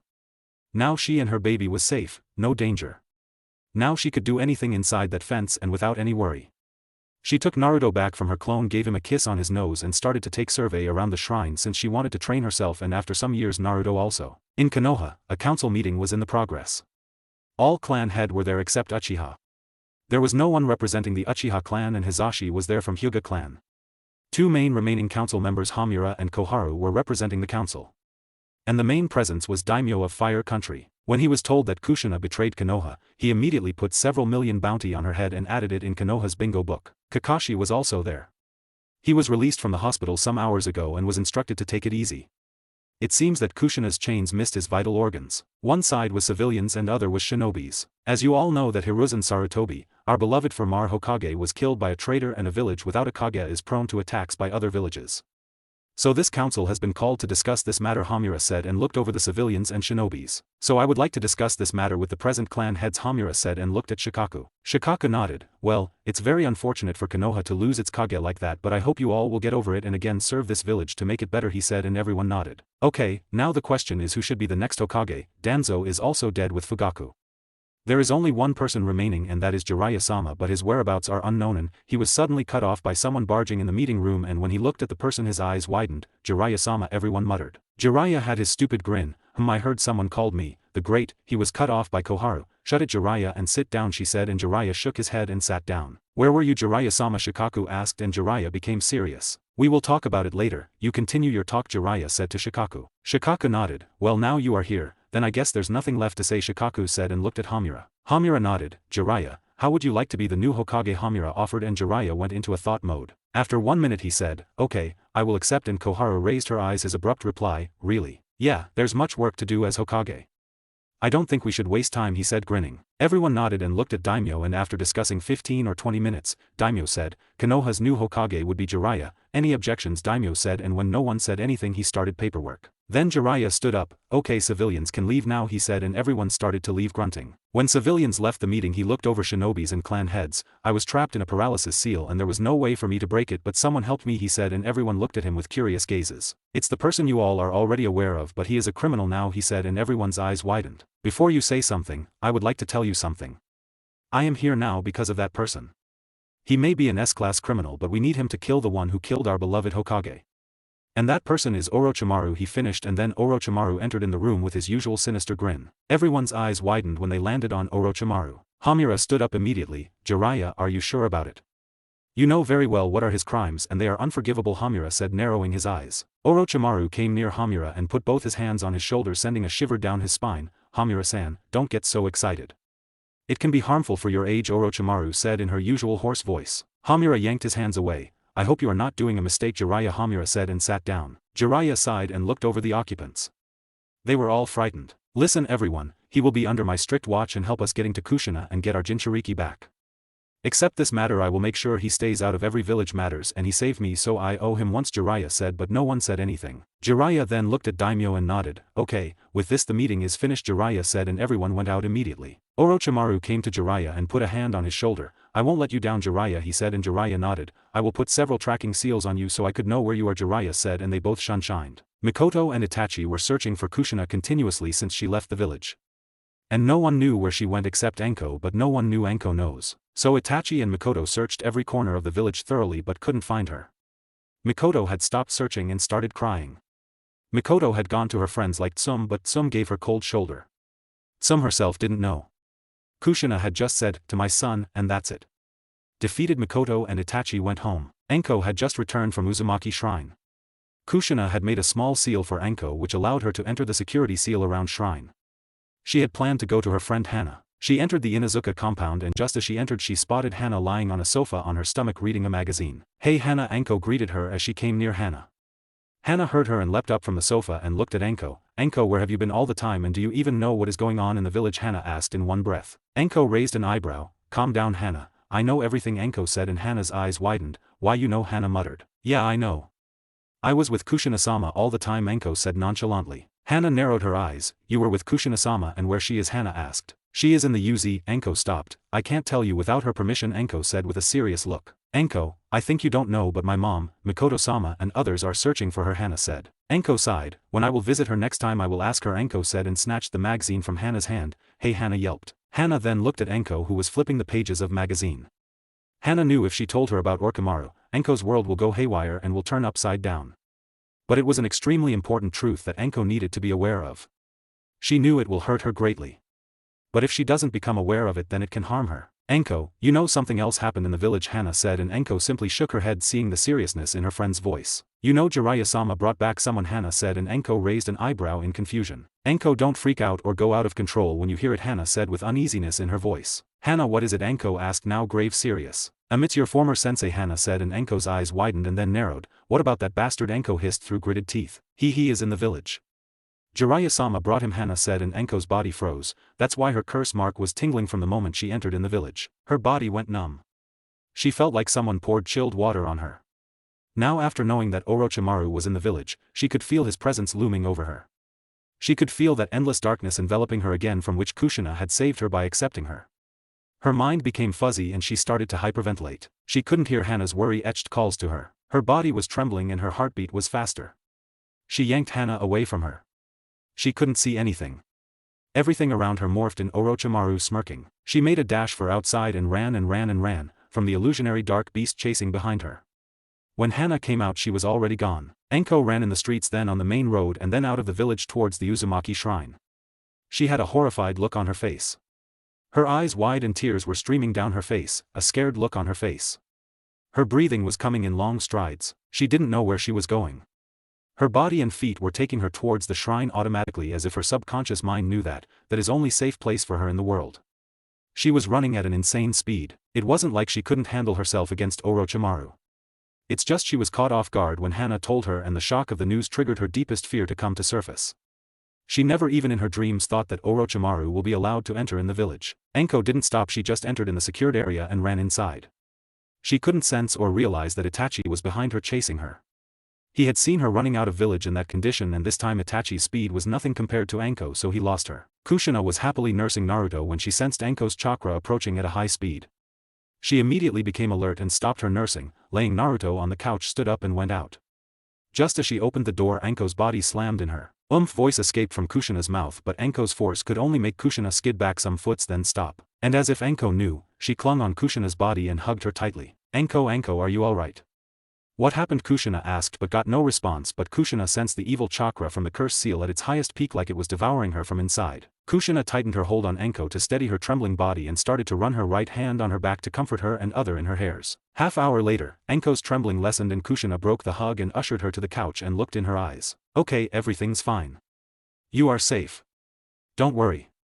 Now tell me what happened, Kushina asked in a soft voice. Anko started to say but couldn't form word. Th he or here in KK Konoha. Kushina then hugged her again tightly and put her index finger on her forehead.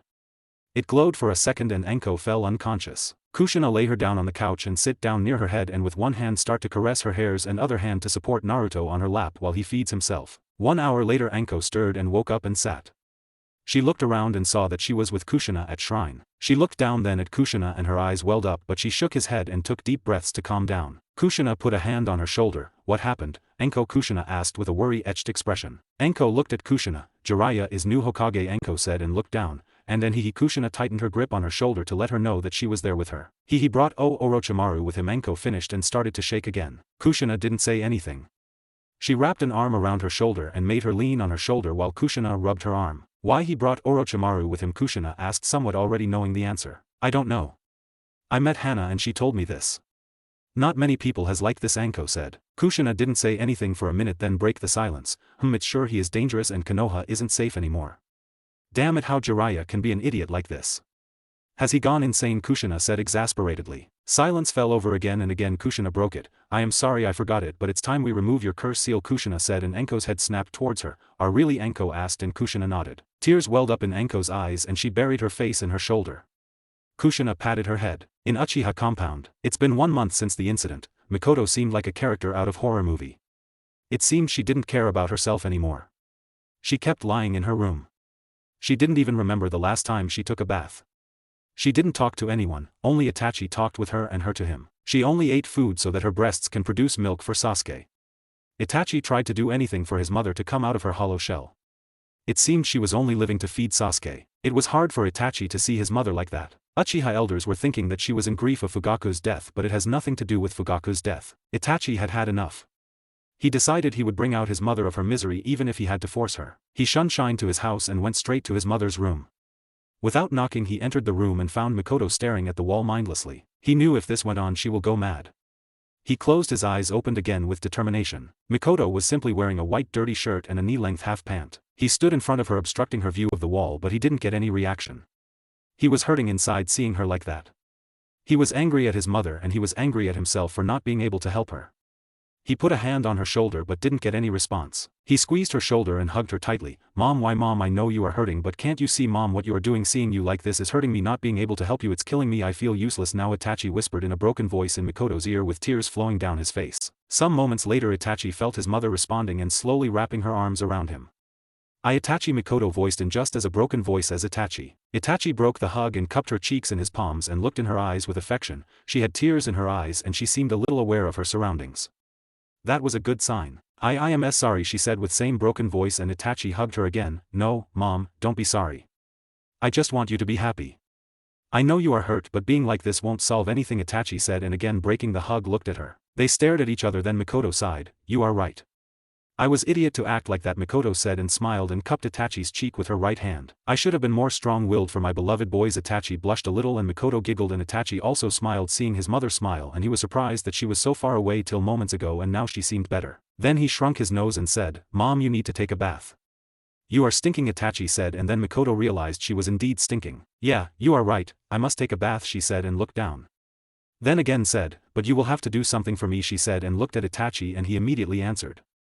Anything for you, mom, Itachi said, and then a mischievous glint appeared in her eyes, and it didn't go unnoticed by Itachi, and he felt he dug his grave by himself. Mikoto leaned closer to him and whispered, you will have to wash my back, and he almost fainted from the heat and blood rushing to his face. Mikoto stood up and walked to bathroom and stopped at the bathroom door, and looking back over her shoulder she said, come on, your mother is waiting, she said, and entered the bathroom. To say the least, it was a total embarrassment bath for Itachi, and Mikoto kept giggling because it was a rare sight to see the stoic Itachi blushing.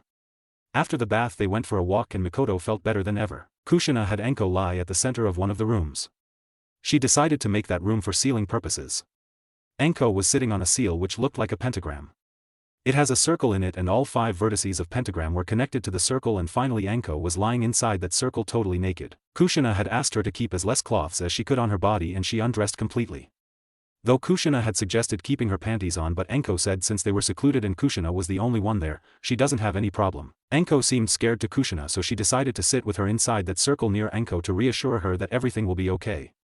Then Kushina brought her brush to Anko's body and started to draw several seals on her body, starting from her toes to her knees, thighs, hips, stomach. The 2 lines entangled at her stomach and then following her ribcage, then her perky and large for her age breasts connected again at a point at her upper chest and under her neck. There they combined in a whirlpool sign of Uzumaki symbol, and from there to her neck, cheeks, and forehead. The whirlpool sign on her chest was connected to her curse seal with 5 entangling paths. Kushina placed her palm on the whirlpool symbol on her chest and looked at Anko and nodded. Don't worry, just trust me, Anko nodded. Ready, Kushina asked, and Anko closed her eyes and nodded. Kushina's palms started to glow in a green and blue light, and 1 second later all drawing on Anko's body started to glow, and next moment they started to move towards the whirlpool sign. Seconds later, all arrays and patterns were merged with the whirlpool sign, and from there they started to move towards the 5 entangling paths and over to the curse seal. The Uzumaki symbol then started to fade from her chest and the whirlpool sign started to form above the curse seal, spinning wildly, and soon the 3 tomos also started to spin with the symbol and merged with it, dissolving it and removing it and replacing it with Uzumaki whirlpool symbol. A black and whitish liquid poured from the finished seal and started to form in a human figure. Now this was the hard thing that Kushina anticipated, a part of Orochimaru's soul. When the white liquid was in its halfway to form the final structure, Kushina's form also started to change in her demonic form. Her eyes changed to the mixture of white and red color, and cracks started to appear on her whole body. Her hairs became longer and bloodier. Several chains appeared from her back and pointed to Orochimaru, who was just about to complete. And just as the form completed, it was pierced at hundreds of places by the chains, repeatedly killing it on the spot. Then her chain turned from golden to red hot and lava dripping and then again pierced him, burning him completely, not even leaving the ashes. Though Anko was in a drug-induced state whole time she thrashed as long as the white liquid poured from her cursed seal and after that she fell unconscious. Kushina turned back to her original state and sat down near Anko.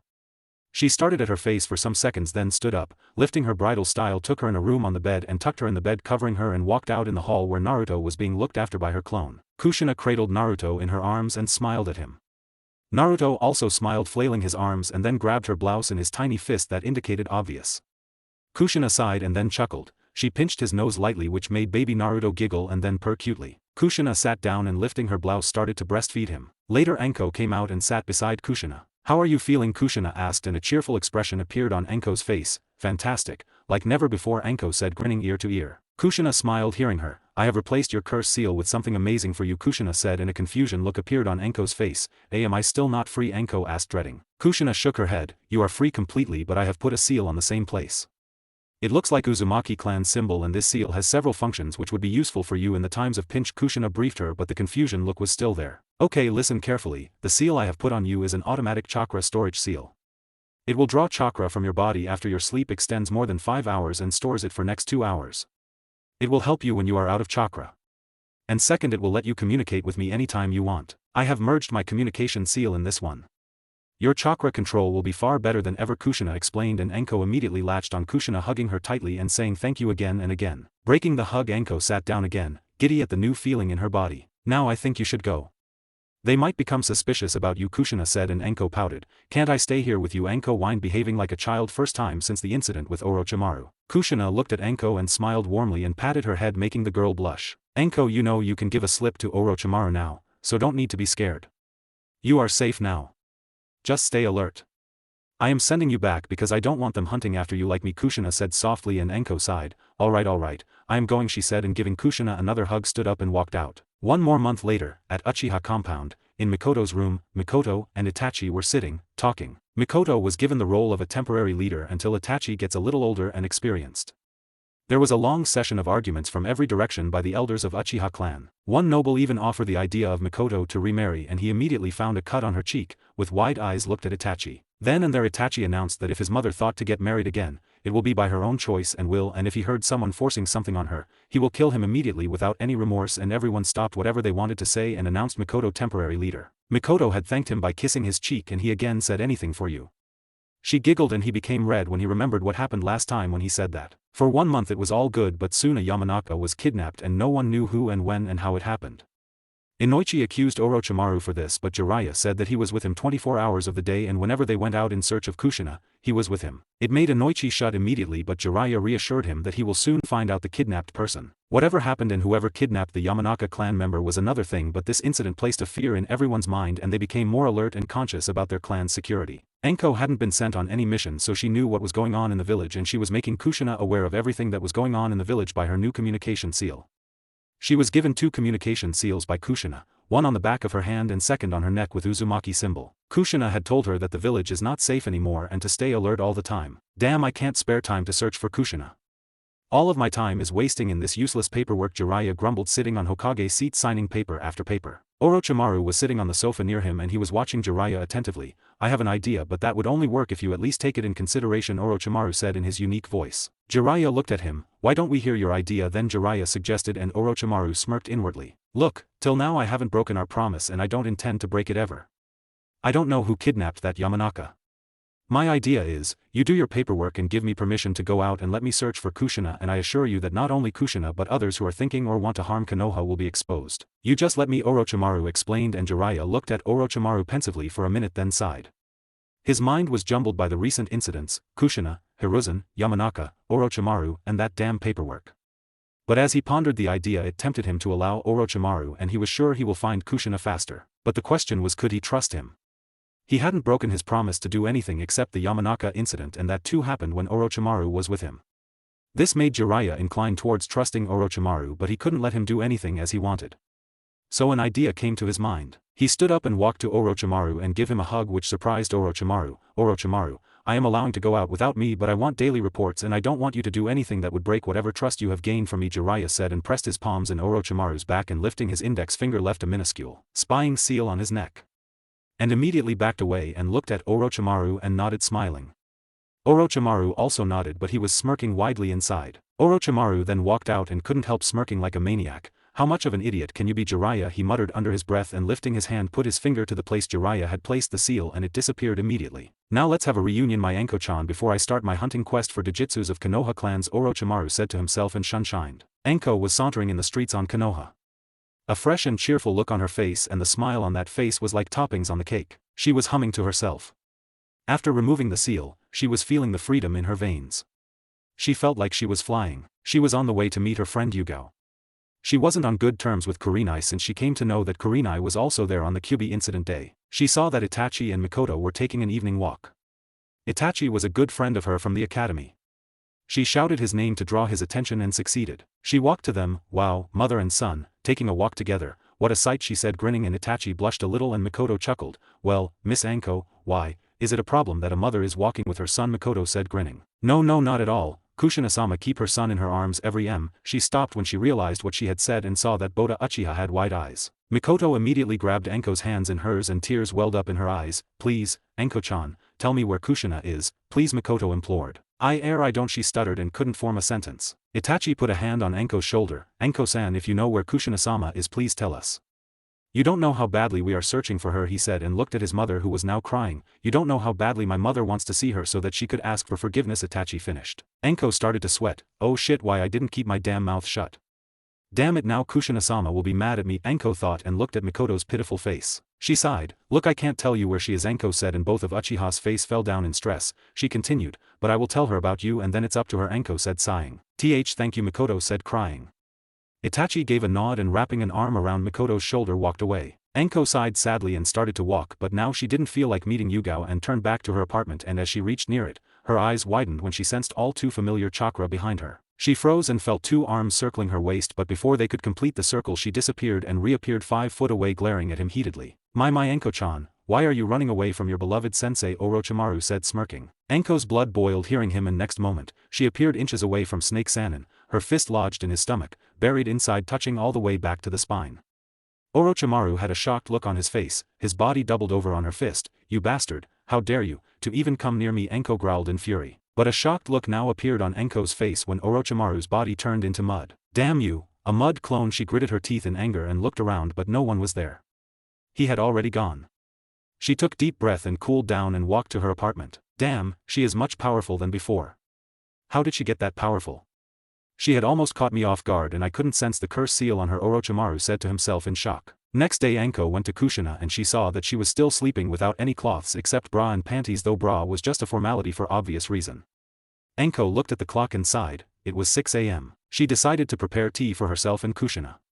After making tea, she sat down in the living room and sipped on her tea and waited for Kushina to wake up. 2 hours later, fully dressed Kushina with Naruto in her arms were sitting across Anko, looking at her intensely and guessing why she would come so early in the morning. Anko fidgeted in her seat nervously and looked everywhere but the person in front of her. Anko, Kushina said a little louder and with an edge. Why yes, Anko replied meekly. What did you do? Tell me, Kushina said directly, since she couldn't guess anything that would make Anko fidget and so nervous. Anko then sighed. I told Mikoto-san that I know where you are, Anko said, and waited for a scolding. But to her surprise, Kushina leaned back and rubbed her temple. Mikoto, Kushina mumbled. That chapter was still unfinished and it was unnecessarily kept open by her. Of course, she wouldn't forgive her easily, but she too needed to confront her and close this chapter. She looked at Anko and smiled. What did you exactly told her? Kushina asked to Anko. Anko, a bit surprised, answered. She was walking with Itachi when I met her and it accidentally slipped from me that I know about your whereabouts. Not exactly, but something like that. Then she started to cry and started to ask me about your location. She said she is searching for you for 2 months, day and night. She said she wants to ask for forgiveness for what she did to you. She said she would do anything, even Itachi was pleading to me to tell them about you. It seemed like she really wanted to repent for what she did, Anko said, finishing. And what did you exactly tell them? Kushina asked, no longer looking at her and busying herself with Naruto. I said that I can't tell you where she is, but I will tell her about you, Anko said, and looked at Kushina. I am sorry, it won't happen again, Anko said, and Kushina just waved her off. No problem, everyone makes mistakes, she said, and looked at Anko. A look of relief was evident on her face. On second thoughts, I think I should punish you, Kushina said, and Anko's eyes widened. Then she looked down, tears welling up in her eyes. She just disappointed one woman. She never wanted to disappoint and admired her to no limits. I am ready for punishment, Anko choked and closed her eyes shut. Okay, then Kushina started and Anko waited for the impending doom that was about to fall over her. You will clean the shrine and the spring behind it and prepare lunch today, Kushina said, and Anko's head snapped up immediately in shock. What kind of punishment did you thought I was going to give you?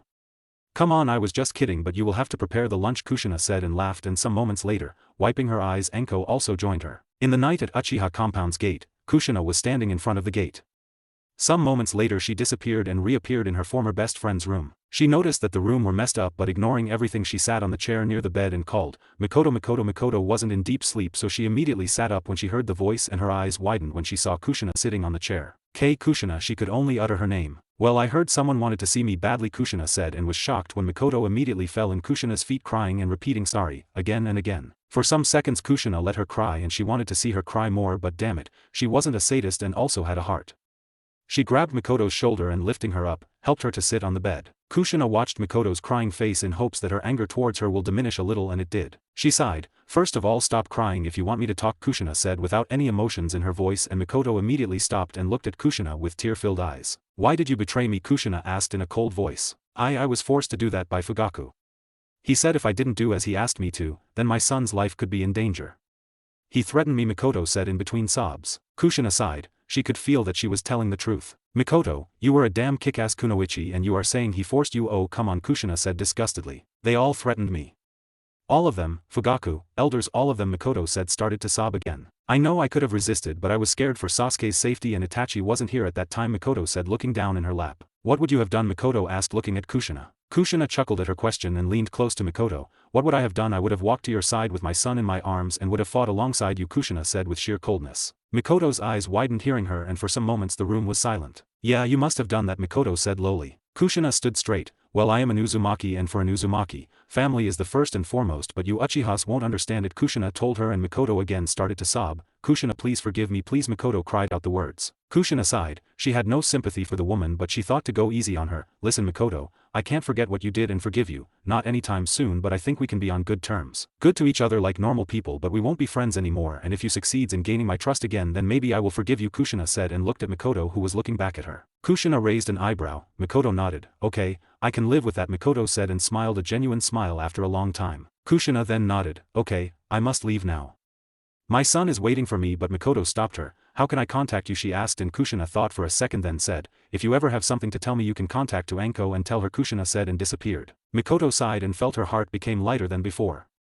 Itachi then burst into the room and Makoto hugged him tightly, burying his face in his chest. Kushina then appeared in Inuzuka compound where she had left Naruto with Anko and Inuzuka family. She took Naruto in her arms immediately. Tsume had also given birth to her son Kiba. Inuzuka and his sister Hana just couldn't keep her hands off of him. She wanted to keep him in her arms all the time, but when Tsume instructed her sternly, she relented. Kushina congratulated her on having Kiba and also asked to stay alert and safe and took her leave, and Tsume nodded. Kushina turned to Anko and nodded, then disappeared. Kushina appeared inside of her bedroom in the shrine and laying Naruto on the bed removed all her cloths and lifting Naruto walked to the hot spring behind the shrine. She lay Naruto near the edge and entered the bath and submerged to her shoulders and kept her arms on the edge, both sides, and leaned her head back and looked at the starry sky. There were lots of stars in the sky twinkling and glittering. And it brought some old memories on the surface. She remembered the day when she used to watch the sky with her parents in Uzushio. She and her parents often used to go to beach in night, in the cold air.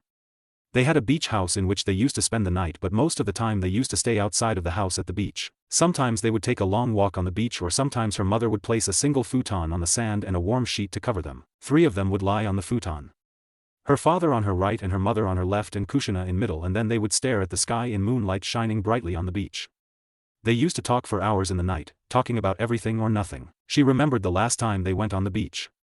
Her parents were pestering her to find a boyfriend and then marry, but she outright refused and said that she wouldn't marry to anyone and won't leave her parents since she loved them too much to leave them. She said if she ever, by any chance, got married, she will force her husband to stay at her father's home, and if he refuses then he can go to his own house alone. She chuckled at the memory, then her heart felt heavy from emotions, her eyes welled up and a tear slid down her pinkish cheeks, then second. It was her last time on the beach with her parents before Uzushio was destroyed by the 3 combined forces. Her parents succeeded in sending her away, but the intruding soldiers had caught up with her and her uncle who was helping her to escape. Her uncle killed all their pursuers, but he too died. He asked her to run and go to Konoha borders where she will be safe. She stayed with her uncle until he died, then did as her uncle had said to her and went to Konoha. She ran, and ran, without stopping. She continued to run until she reached Konoha borders. She didn't take any rest, though she stooped sometimes to drink the water to wet her dry throat and lips. And when she reached there and just as the border force saw her she fell down unconscious. When she woke up, she was so scared and traumatized that she didn't speak for a whole week. Then slowly when her mind got its bearings back she cried for days non-stop. But now if she thought about the attack on Uzushigakure, Konoha was an ally to Uzushigakure, then why hadn't Hiruzen sent any force to us as reinforcement? Was he informed too late, or he was never informed, or he intentionally let Yuzu go through destruction? I will have to someday sneak in the Hokage office and find the truth. Hiruzen knew who she was, so he kept her from any unwanted and unnecessary attention and tried to provide the best medical attention he could get, and who could be better than Tsunade. Tsunade was given the job to make Kushina well and working, and over the course of time they became close, almost like mother and daughter. Kushina would never forget the memories of her parents, but Tsunade gave her the motherly comfort she needed at that time, and 1 year later she joined the academy, though her early days in academy was hell, but she came around, and then after some time when Tsunade's beloved died she also left her. Kushina was sad and she cried when Tsunade left, but that time Minato and her friends were there to console her and she came around and life went on. Her journey of thoughts was cut off by Naruto's abrupt cry. She wiped her tears and turned towards Naruto. It's his feeding time, and she had just feed him before she got into the bath. She lifted him in her arms and again turned her back to the edge of spring. She placed her in his mouth and he immediately started suckling happily. Kushina sighed and looked at baby Naruto in her arms. Now she had only one person whom she loved from every fiber of her body and her soul, and she would be damned if she let any harm or danger come near her baby boy. She would eradicate and destroy all who would ever try to come in her and her baby's life with malicious intent and tries to harm him. She would eliminate every threat that would or could raise its fangs towards her son in present and future. She would show them the depths of hell if they tried to separate her from her son. She wouldn't even let their souls rest. She kissed Naruto's forehead and smiled. Two more thing remained to do: talk with Kyuubi, but if something happened to Naruto when I goes in the seal in his mind is still fragile. No, I won't forgive myself if something happened to his fragile mind. I will have to wait a little more until he gets a little older. And second is that mask. I don't know how to use that, but anyway I will keep that with me. It would be dangerous if someone got their hands on it, she thought, and decided to get out of the bath and go to bed. It was almost midnight. She dried her body and wore a panty and a loose shirt, no bra, the shirt coming down to her upper part of thighs. She lay down with Naruto still suckling her milk and dozed off. 1 year later. Naruto was 1 year and some months old now. He had started to move on his 2 legs, but not without his mother's supportive finger, which he always grasped in his tiny fists while walking. He also had started to say some words that had no meanings, but Kushina was ecstatic when she heard her son's voice and couldn't hold herself from clutching him to her breasts and showering him with kisses. His diet had also increased. Kushina had increased the amount of food she feed him. Before she only fed him liquid food, but now she also added some half-solid food in his diet. She also had started to make plans about his training. She decided that she would start his training when he would be 3 years old. She would start it with some light jogging and some exercises, and she would increase it gradually with time. She also had most of the news about Konoha. After Orochimaru was given full control, he hunted the village clans secretly, and when complaints reached Jiraiya he checked the seal and didn't find anything out of place. It seemed like Orochimaru was not in his control, but the contrary. Now only main and popular clan like Uchiha, Inuzuka and Hyuga remained, which wasn't hunted by Orochimaru, but he desperately wanted the Sharingan and Byakugan and the great sense of smell of Inuzukas. He had already captured some Inuzukas who were sent on S-class missions, but they never returned. 2 years later. Naruto was 2 years older now and could walk on his 2 legs without support, but not for a long time. He had now started to recognize things around him. He also said his first word, ma. When Kushina heard this, she was washing the dishes and the plate slipped out from her hands when she heard the word. She immediately hugged him tightly with tear-filled eyes. She encouraged him to say the word again and again, and he slowly started to call her ma. And every time he called her ma, she would hug him and kissed him. She also started to walk with him around the shrine until either he became tired or hungry. And if he got tired, Kushina would lift him in her arms and put his head on her shoulder and let him sleep, and if hungry she would breastfeed him. Kushina's milk was the only one that he liked very much above all foods. It was his main content of every course of meal. Kushina noticed that he was obsessed with her milk, and he wouldn't touch any other food if Kushina didn't stop him sternly, and still he would release her reluctantly. Kushina let him suckle on her breasts all the time. It also made her feel good, but she started to be strict at the end of his 2nd year. She had been informed by Anko recently that the kidnapping of people had increased abnormally and all the clans had increased the security. She was also informed that Orochimaru knew where she was, and she wondered why he and Jiraiya hadn't attacked her already, not like they would be able to pass and enter the seal. She wanted to concentrate on her son's growth because it was his growing stages and it was the most important phase of his life, and she wouldn't ignore it for the world. Complete 3 years later. The streets of Konoha, which used to be crowded, were now empty of any human. People were so afraid that they didn't even come out of their houses. In afternoon only for 2 or 3 hours people would come out, would open shops, and before dusk they would close the shops. It was an open knowledge to everyone that Jiraiya had failed as a Hokage, and he was accused of bringing Orochimaru and being involved with him. A council meeting with daimyo had Jiraiya suspended from the Hokage post.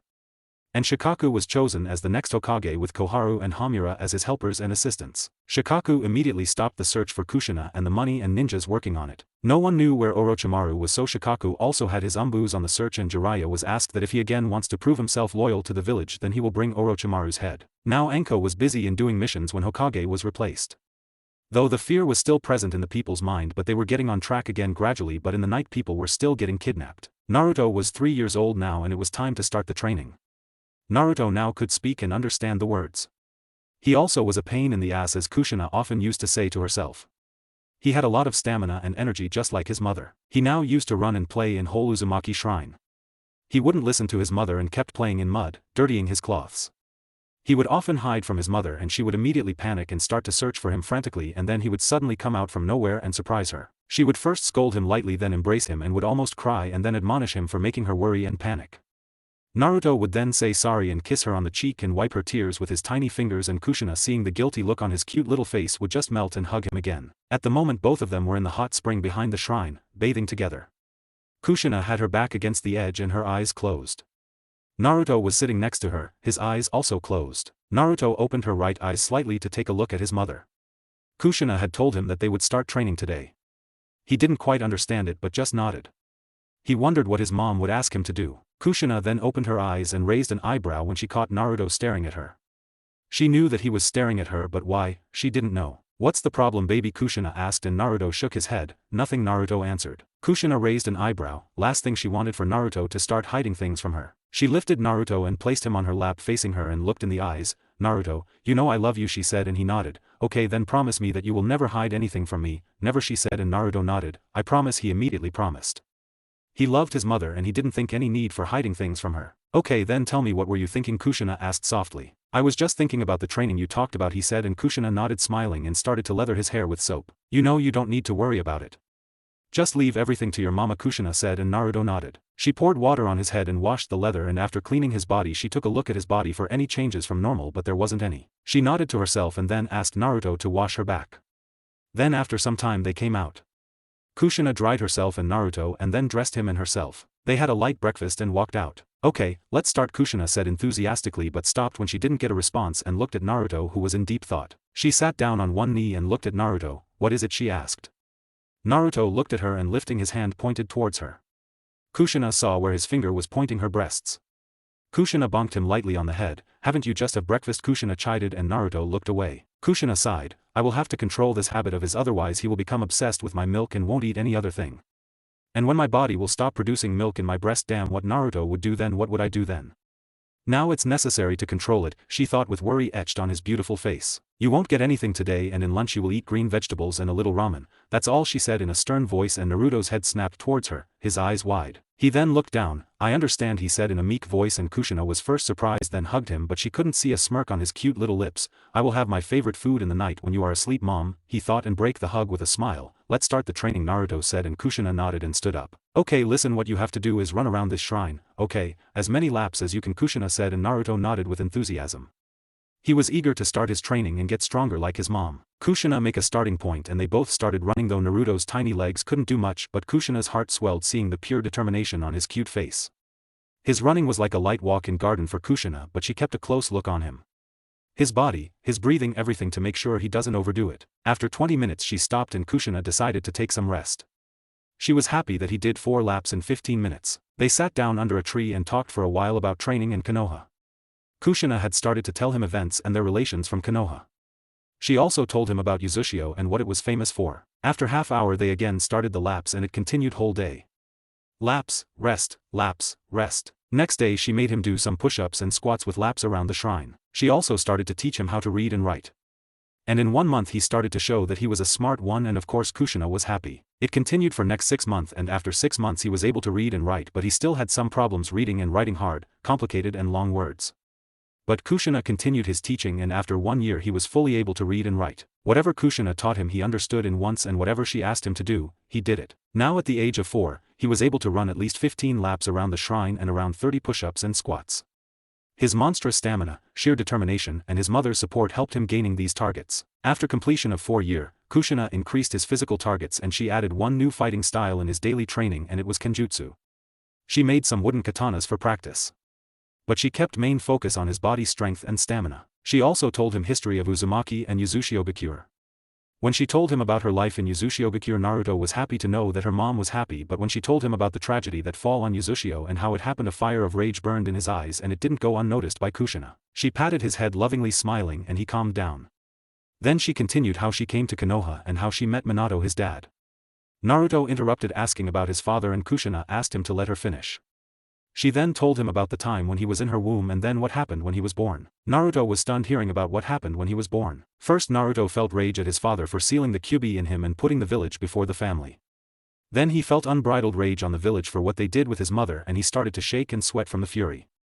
His blood in his veins started to boil and fists clenched. And when Kushina felt the temperature rise and his eyes started to get a shade of darker blue, Kushina had to hug him and kiss him to calm him down. It took about 15 minutes for Naruto to calm down. When Naruto calmed down, Kushina asked if he was alright and he nodded.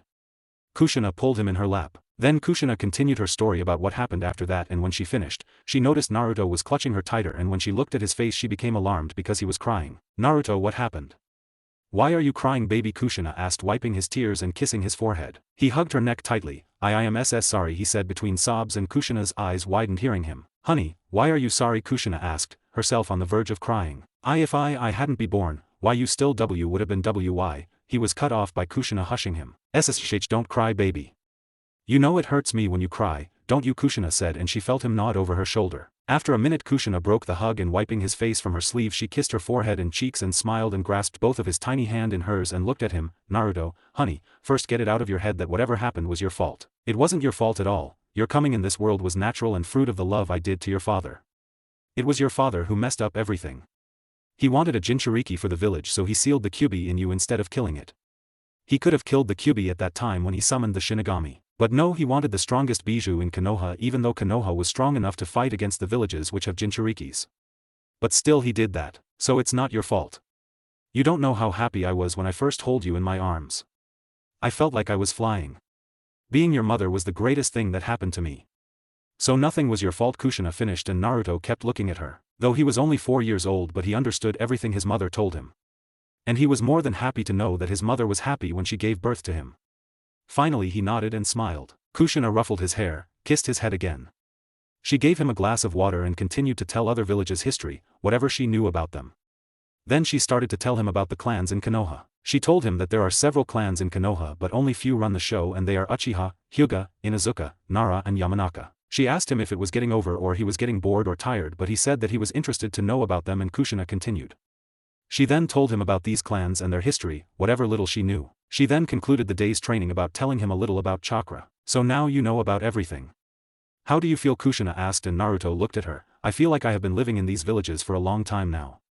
I mean, I know almost everything necessary about every village and I feel confident now, he said, and Kushina smiled. Okay, you know, for listening to the boring history and being such a sweet boy you deserve a reward, Kushina said, and Naruto perked up. The reward? I will give you whatever you want, Kushina said, grinning, and Naruto eyes widened. Really, you will give me anything? He asked, and she nodded, and he started to think.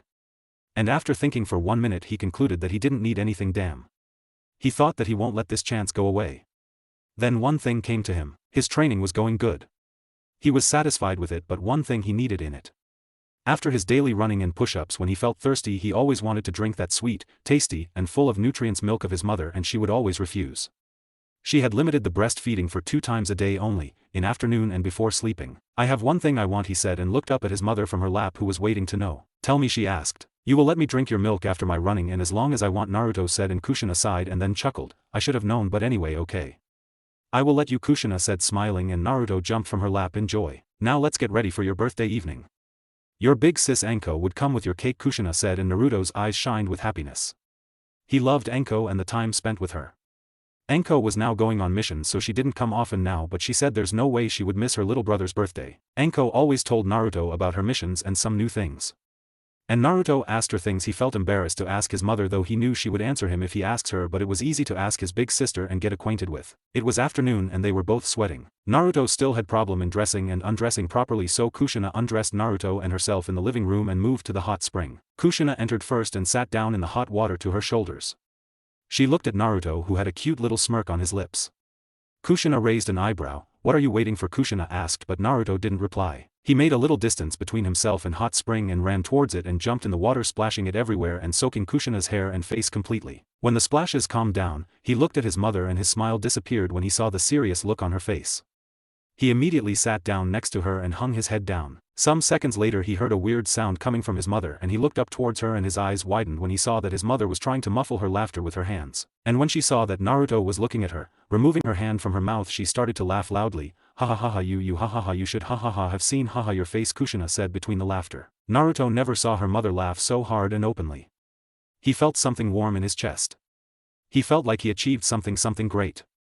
Seeing his mother laugh like that, the scene filled his whole body with happiness, but a smirk appeared on his face. It's time for a payback. He lounged at his mother and grabbed her sides and started tickling her body. Kushina started to laugh harder and tried to stop Naruto, but all her attempts were failed when Naruto started to tickling her ribs under her breasts. Ha ha ha ha st ha ha ha sto Naru ha ha ha ha Naru ha ha ha please ha ha ha I am ha ha sorry ha ha ha ha ha. Kushina couldn't even form coherent words. Tears started to flow from her eyes. She even started to drool from keeping her mouth open for a long time. Her eyes were shut tightly. When Naruto was satisfied he stopped, and just as he stopped, Kushina's body lost all strength. She was completely exhausted. Her body lay motionless in the hot spring. Her head and arms were lying on the edge, no strength in them. She was taking long gulp of breath.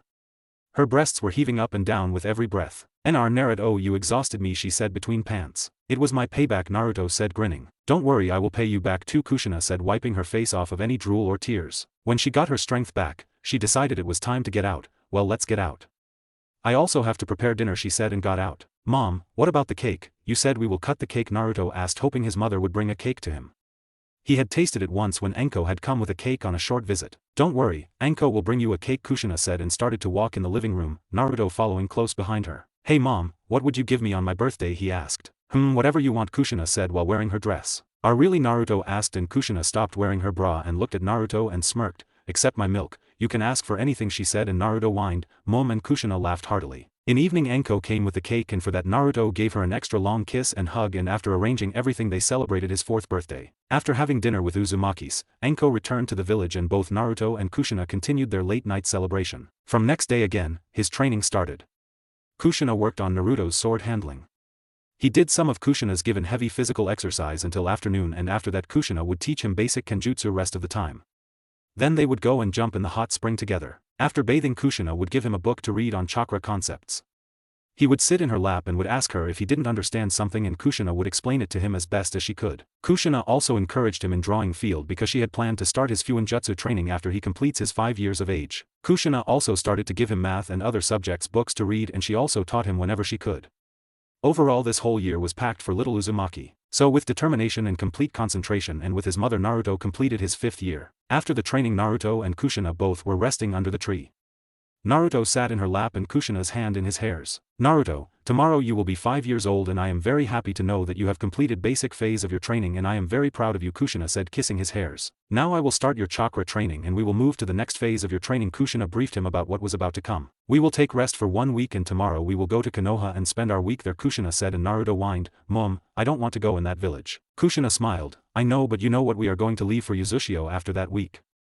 So for this week I want you to meet some people there, and I want you to be familiar with the village because I don't want to come here again, but I have this feeling that we will have to return, Kushina said with a thoughtful look on her face. Naruto sighed. Okay mom, as you wish, Naruto accepted, and Kushina smiled. Okay, let's go and take a bath and then you can rest and I will teach you math and some biology, Kushina said, and then they both went inside to their bath. After bathing and dressing, which was just for the sake of wearing something, they came out. Kushina wore just a white loose shirt and her panties, and Naruto wore only his boxers. He was more than 3 feet tall at 5 and his body had already started to become solid. They went under the sheets and Naruto lay on his mother's breasts, the favorite place of his. Kushina started to rub his back and hair, making him purr. So is there anything you would want to ask me in math, or any problem in the book of math I gave you, Kushina asked softly, and Naruto looked at her, shaking his head in a no. Kushina smiled. Good boy, she said, and again asked. And biology, she asked, and Naruto nodded in a yes. What, she asked. Am I read about how breasts make milk in them, he said innocently, and with a giggle Kushina nodded. So what's the problem, she asked, and Naruto sat up beside her, and when she saw the sad look on his face she too sat up. He looked serious. Mom, will your breast stop giving me milk, he asked with wet eyes and puppy dog face. Kushina couldn't help when he looked so cute. She lifted him and smothered him to her breasts, then started to caress his back softly. Naruto, let me explain to you, Kushina said, breaking the hug, and looked at his face. A woman's breast starts to generate milk when they get pregnant with a child, and when that child comes in the world, he or she feeds on this milk. Breasts continue to generate milk till the child needs it or he drinks it, around 3 years or 4 years or maybe more, and when the child starts to eat other things, at that time normally breast stops to produce milk, Kushina said in easiest way so that Naruto could understand. She felt actually sad and wished she would never stop milking when she saw the horror-stricken face of Naruto with tears flowing down to his face. Naruto continued to cry for a while, then he wiped his eyes with his sleeves and stared at his mother's breasts as if he was threatening them, and then with a growl pounced on her, pushing her on her back. "Naruto, what are you doing?" Kushina yelped, confused. Naruto grabbed her shirt and tried to rip it. "Naruto, what are you doing?" she asked again with a little annoyance this time. Naruto stopped for a second and looked at his mother. "No, they can't stop making milk. They will have to continue making it. It's my favorite food," he said, growling cutely. Kushina sighed when he succeeded in tearing her shirt and freeing her breasts. Kushina thought to tell him how to behave with a girl. Naruto grabbed her left breast and started to suck on it harshly. He wasn't a baby anymore. He sucked continuously her left breast, squeezing it with both of her hands. His small hands were all over on her left breast's soft flesh, making it pink. "Ah!" escaped from Kushina's mouth and she immediately put her hands on her mouth. "Oh God," I just moaned, she thought inwardly with horror. "Naruto, easy baby," she said, hoping for him to calm down, but Naruto didn't listen. After 5 more minutes of vigorous sucking, he switched to her right breast, leaving a red breast. He started to suck fervently on it too, and Kushina bit her tongue to avoid any moaning. She wanted to push him away as much as she wanted to pull him to her breasts. After 10 minutes he stopped and popped her out of his mouth, which was red obviously. Kushina was breathing hard and Naruto too. Naruto looked at her breasts and pointed a finger towards them. "If you stop generating milk, I would." He stopped and started to think by putting a finger to his chin. What would he do? What could he do if they stopped making milk for him? Then suddenly a bulb lightened up on his head and he smirked in triumph, which was just a cute smile for Kushina. He pointed his finger towards his mother's breasts again and said, "If you stop making milk for me, then I would make my mother pregnant, and then you will have to make milk for me again," he said, like he was ordering to her breasts as if they were some living being. Kushina's eyes widened when Naruto's words registered in her head, and hearing him made her uneasy with a little worry. "How far does he intend to go for my milk?" she thought in shock, and then narrowing her eyes bumped her fist on his head. "Ow, it hurts." Naruto groaned in pain and looked at his mother. "Stop it and go to sleep. We have to go to Konoha tomorrow," she said in a stern voice, and immediately pulled the blanket over her head and dozed off. Naruto looked at his mother, confusion all over his face. What did I do to make her mad? He started to think, and when racking his mind for several minutes he couldn't find anything, he fall back snuggling to his mother's back and slept. Next day started with as usual, like the night never happened. They brushed their teeth, took bath. Kushina helped him wear his cloths and also dressed herself in the cloths she used to wear, a white shirt and a pant and a green apron which covered her whole front. They took their breakfast like usual with Kushina's milk for Naruto. Kushina then packed all their necessary things in a single bag, making it heavy, and gave it to Naruto. As Naruto took the large bag of 5 by 5 foot, he immediately fell down and groaned in pain. "Mom," he whined. Kushina turned towards him with a hidden smirk. "What?" she asked, feigning like she didn't see that Naruto was under the bag. "This bag is heavy. I can't carry it," he moaned. A sickly sweet smile appeared on Kushina's face. She walked to him and kneeled down, and placing her index finger under his chin lifted his face. "You will have to carry this bag." "It doesn't matter if you can carry it or not," Kushina said, smiling as Naruto's eyes went wide. But Kushina cut him off. "No buts. This is your punishment for your rude behavior with my breasts last night," she said in a little louder and edgy voice, and stood up and walked towards the door and stopped at the door and turned back. "Hurry up, and if you don't then I will leave you here alone. You will have to live alone for a week, doing all the house chore by yourself to survive," she finished, and again started to walk, but again she stopped after 5 steps and looked over her shoulder. "And most important thing is there would be no milk for a week," she said nonchalantly from outside, since she knew it would get him moving. She turned and walked towards the main door of shrine, leaving a horrified Naruto behind. Naruto's mind stopped working. 1 week without his holy liquid, he would die. He gritted his teeth and with a roar got to work. Kushina was frantically moving towards the main door since she had sensed the chakra of someone she wanted to see and the person who made her Anko's life hell. But he was unable to enter beyond the security seals, so Kushina decided to go out before Naruto comes out. She reached the main gate and walked out without a second thought. She stood there facing straight ahead and her back facing the gate of shrine. Kushina narrowed her eyes and rested her right hand palm on the handle of her sword, placed on her right hip, and her left hand was busy to disable any genjutsu placed in front of her, and she was right. The genjutsu shattered and a figure appeared. "Humph, I expected better from you, Orochimaru, but this pathetic genjutsu, are you taking me too lightly?" Kushina said with disdain in her voice. Orochimaru grinned his wide trademark grin. "Kukuku, of course not, Kushina. How can I underestimate you after seeing your prowess all those years ago?" "I was just..." He got cut off by Kushina. "Why are you here?" she asked coldly, making his grin disappear. Orochimaru smirked. "Well, I just wanted to see..." Kushina again cut him off mid-sentence. "Didn't you hear me? Why are you here?" she asked again and released a little killing intent. That got him and he became serious. Well, behind you is an Uzumaki shrine, and my guess is you know that there is something I desire to obtain, Orochimaru said with as serious as he could. A predatory glint flashed in Kushina's eyes and a cut mark appeared on Orochimaru's cheek, making his eyes go wide. What the she didn't even twitched, and the thought flashed in his head. Kushina calmed down. You want the mask, she said blatantly. Orochimaru came out of his musings and shrugged. Kushina was right, he wanted the mask, and Kushina's direct approach made him a little uneasy.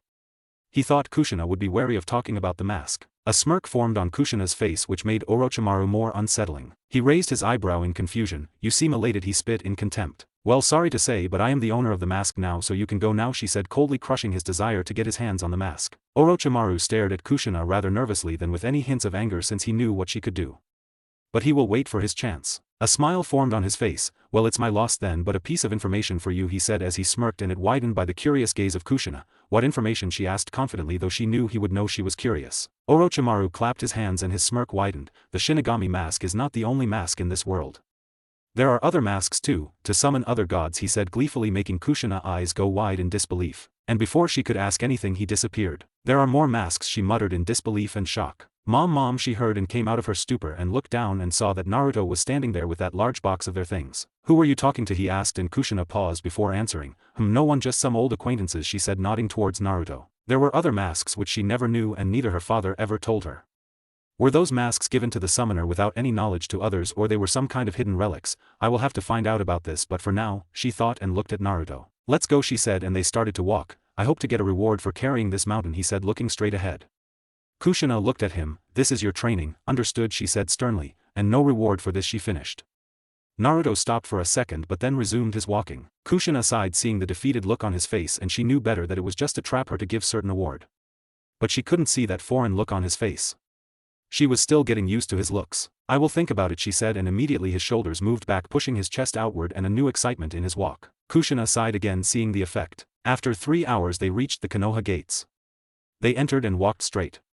The guards on the gate didn't even dare to stop her, but they wondered who the kid was. Kushina walked in the market and she smiled when she watched Naruto eyeing every stall, shops and items in them with stars in his eyes. The happiness and excitement was oozing from him. Naruto, let's find a place to stay for the week and then we could wander as much as you want, Kushina said, and Naruto nodded furiously. It was all new for him and he was more than extremely excited to explore everything. After 5 minutes they checked in a luxurious inn for a week. They took their keys and walked to their room. Naruto put the bag down and fell face first on the bed, dead tired and exhausted. His body was aching all over. Now he understood how hard his mother going to train him. Kushina checked the whole room for any hidden danger, and after placing some security seals she came to Naruto and smiled, seeing his sleeping form. She lay down beside him and kissed his head, and wrapping her arms around his body pulled him closer to her warm body. Naruto snuggled closer to her bosom and with a smile Kushina too dozed off. Shikaku was busy in the paperwork. He cursed Kushina for killing old man, and now he was the one doing the job. He didn't even have time to sleep. One of the guard then barged in the Hokage office. Hokage-sama, he shouted, and Shikaku closed his eyes in frustration. Shut up and tell me what happened, he said in annoyance. He calmed his breath. Kushina-san is here in the village with a red-haired kid, he informed. Shikaku raised an eyebrow. Okay, where did she go? You know, he asked, and the guard shook his head in a no. Shikaku sighed. Okay, I don't want anyone chasing her and have any more casualty. Understood, he ordered, and guard nodded. You can go now, Shikaku said, and he shined. Shikaku leaned back against the chair's backrest and smiled. She is here with her kid Naruto, he thought, and again got busy in his paperwork. In the afternoon Kushina woke up and looked around suspiciously, and when she was sure everything was alright she woke Naruto, but he pulled the blanket over his head and mumbled, 5 more minutes. Naruto, no 5 minutes, wake up now, she said strictly, but got no response and a tick mark appeared on her head. Then she sighed. She went in the bathroom and filled the tub with hot water, and returning in the room undressed Naruto completely and lifted him and took him in the bathroom and placed his sleeping body in the tub. She too removed her cloths and sat beside him, wrapping an arm around his shoulder to keep him steady. She cleaned herself and Naruto and lifting him brought him back to bedroom. She laid him down and wiped his body clean, then dressed his sleeping body. Boy, how deep you are sleeping, she muttered with a smile. She loved doing all this to Naruto, taking care of him in every way. She knew once he is older, there won't be chances like that. She wiped her own body and get dressed and again tried to wake him up, but again he didn't wake up. Kushina sighed. Now she was sure that he was feigning sleep. Kushina sat down on the bed beside him. Well, I wanted to give you a reward for carrying that big bag all the way here, but it seems your sleep is more important than what I had planned to give you, Kushina said with disappointment and sighed loudly, smirking inside when the look on Naruto's face changed from peaceful to restless. Anyway, I am going out, you rest, she said and stood up, but as she turned to move she found her wrist being held up by Naruto. She turned back and raised an eyebrow. Naruto blushed in embarrassment and turned his eyes away. I am sorry, he said in a meek voice. Kushina closed her eyes and smiled. Okay, you are forgiven, she said, and they both were ready to go out. They came out of the inn and turned left and started to walk. Naruto looked up at his mother. Where are we going, mommy, he asked, and Kushina patted his head. There's a ramen shop nearby which makes the best ramen in the world, Kushina replied. Ramen is your favorite, Naruto asked, and Kushina nodded. You also like ramen, don't you, she asked, and Naruto shrugged. I like ramen, but nothing compares to your milk, he said nonchalantly, making Kushina blush a little on his comment in the middle of the crowd. 5 minutes later they reached the Ichiraku's ramen shop and Naruto giggled cutely when he saw his mother drooling while dreaming about ramen. Mom, he called her out of her daydream. Huh, oh, she rubbed the back of her head sheepishly. They reached the countertop and Kushina called, hey old man Tucci, she got his attention and he looked at the owner of the voice and smiled. Well, you couldn't stay away from my ramen, huh, he said with a smile. You know me, old man, Kushina said and seated herself and Naruto. And who could this cutie be, I am asked, looking at Naruto. No, let me guess, Naruto, she said, and leaning over the countertop pinched his cheek and ruffled his hair, making him blush in embarrassment. Ah, isn't he a little ball of cuteness, I am, chirped, and Naruto fed. Kushina wrapped her arms around Naruto. Naruto, Tucci is our longtime family friend and one of the few we can trust, she said in a soft voice.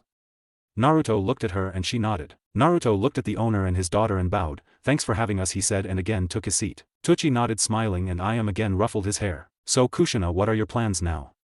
You just disappeared after, Tucci asked, and Kushina sighed. Well, you know the deal, old man. I just wanted to stay away after what happened, she said, and her face fell. She smiled when Naruto held her hand in both of his. I can understand, Tucci said, and served them both their hot steaming bowls of ramen. Naruto started to eat and immediately he looked at his mother, who had her eyes closed, savoring the taste. Then opening her eyes she looked at Naruto, who had already finished his bowl and ready for seconds. Kushina chuckled. Well, isn't it the god's food, she asked with a smirk. Naruto closed his eyes. You are right. It has the amazing taste, he said, and he knew what his mother was insinuating, so he added, but it's still on second place. It can't compete with your Kushina immediately covered his babbling mouth with her hand and laughed nervously towards the staring duo. They were finished after 7 bowls and were on their way to their next destination. Hey mom, where are we going now, Naruto asked. How would you like to rest, Kushina said, and Naruto whined, I am not tired anymore. Kushina smirked. You will be, she said, and when Naruto looked confused she pointed towards the Hokage monuments. There, you will have to reach there while following me, she said, and started to run at a pace at which Naruto will have to use every ounce of his strength to keep up with her. 20 seconds later Kushina stopped on the Hokage monuments and behind her a sweating and panting Naruto bumped in her but hardly and fell down and passed out. Kushina smiled and sat on the edge with Naruto on her lap, sleeping. She looked at the village. It was amazing scenery from that far away, but only she knew what was in there. After some time she lay back on the ground and fell asleep. They woke up at dusk and decided to head to the inn. Hey mom, when will we go to Anko-chan's house, Naruto asked as he rubbed his mother's back in the shower. They have decided to take a shower before going to bed. Tomorrow, I guess, she said. Anko was on a mission and she returned in the morning. She slept till afternoon, then decided to take a shower. She was laying in the tub when the doorbell rang and when she sensed the chakra. She forgot she was in the tub but naked and ran to the gate and flung it open and immediately lunged at the red-headed mother in a fierce hug. Kushina was a little surprised at Anko's state, but she guessed the situation and ushered Anko inside. Anko, go and finish your shower, Kushina said sternly, leaving no space for argument.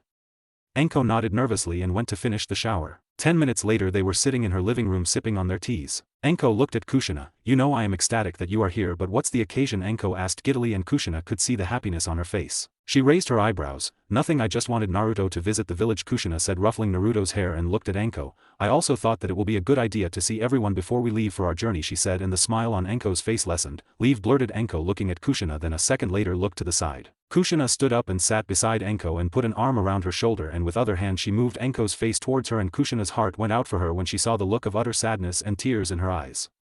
Kushina never saw this look on Anko's face even when she had the curse seal. Kushina hugged Anko to her chest and held her trembling and quivering body in her arms. After around 20 minutes they separated and Kushina handed Anko some tissues. You alright, Kushina asked, and Anko nodded. They sat in silence and then Kushina spoke. Anko, I can understand your feelings, but you know, leaving this village means leaving your everything behind, abandoning everything you hold dear here, your friends, your career, your life, and even your identity as a shinobi, Kushina said in a soft tone, and wrapping an arm around Anko's shoulder she squeezed them. I don't have anyone in this village whom I hold to my heart except you, and my life here had already finished, but I am sure there are several people you love in this village, like Yugao and Hana, and I know you are emotional right now, but leaving your identity and career behind is not a decision you take on the spur of moment. Kushina released her shoulders and cupped Anko's cheek in her right hand and smiled warmly. You have 5 days to think before I leave, and more than enough time to take a right decision. You go and talk to your friends and spend time with them.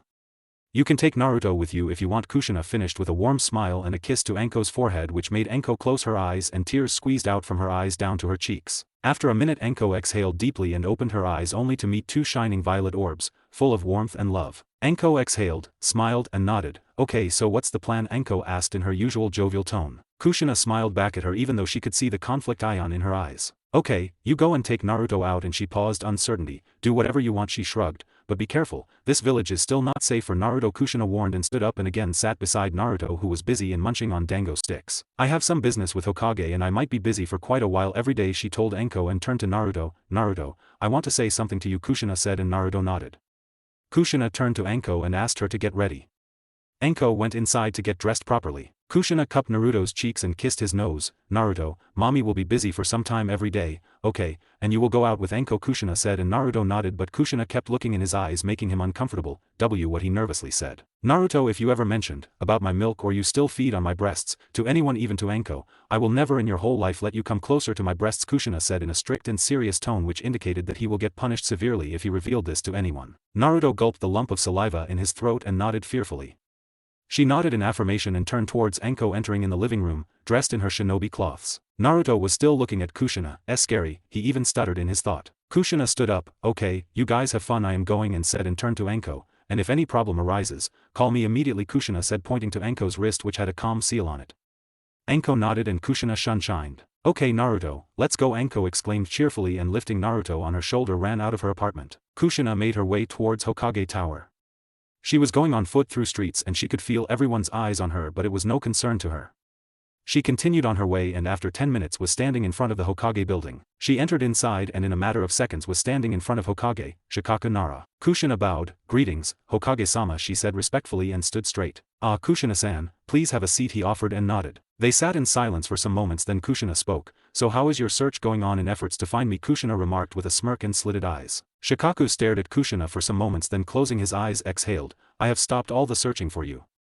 No one is going to say anything to you now, he said in a Hokage tone. Kushina closed her eyes and sighed. Alright, why did you call me? She asked professionally. Shikaku nodded. Yeah, I wanted a favor from you, or you can say I want your help, Shikaku said in a requesting tone. Kushina stared at him intently. What favor? She asked warily. Shikaku stood up and walked to the window and looked at the collapsed village. After the Kyuubi attack, the village is weak. More than half of our force is still busy in rebuilding the village, he said with a hint of sadness in his voice, and turned back to his chair and sat down. All our security seals are damaged and we can't jeopardize village's safety any more than it's already is, Shikaku said with a racing heart. He was afraid if Kushina refused his request, then repairing or replacing of security seals to their older power would be almost impossible, and Kushina was the only one who could handle this.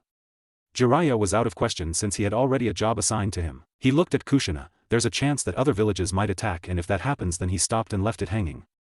Kushina was silent all the time without interrupting. Her eyes landed on his and stared in them and then sighed. Well, I am not a citizen of Konoha anymore and I don't have any obligations towards Konoha, so she left it hanging for Shikaku to finish it. What do you want in return? He asked, hoping it wouldn't be out of his grasp. What can you give me? She shot back with a blank expression. He leaned back in his chair. Well, you are about to leave for whatever destination you have in mind, so I think money is what you would need, he said, hoping that could be the only thing she needed. Money is something that I obviously would need, but no matter the amount, money could never be worth of an Uzumaki sealing work, she stated and folded her arms under her breasts. Then what else do you want? He asked almost impatiently. Kushina stood up and walked to the glass window and stared outside.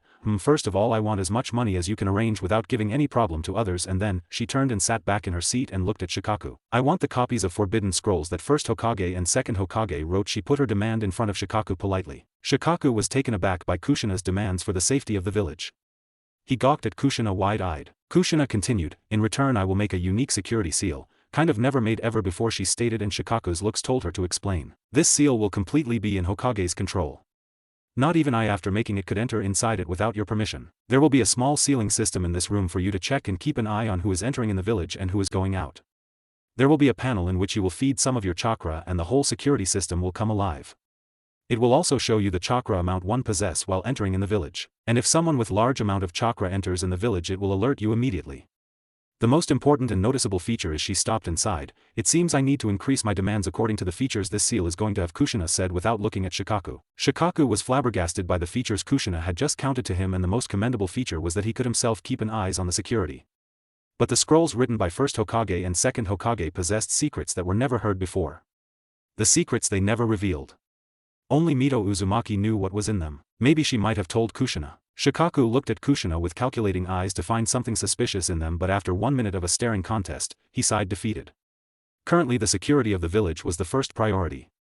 He did not have any other choice. Okay, I agree with your demands for the security seals you have just told me, he said, ready to seal the deal, but Kushina stopped him by raising her palm. Let me revise my demands, Hokage-sama, because the work I am going to do for you is something that even first, second and fourth Hokage together could not have done, maybe, but not without help of Mito Uzumaki, she said with a professional tone, and Shikaka nodded reluctantly. First is money, as much as you can arrange without causing any trouble for yourself. I think you can arrange at least 2 medium-sized bags full of the money. Second is the Forbidden Scrolls copy.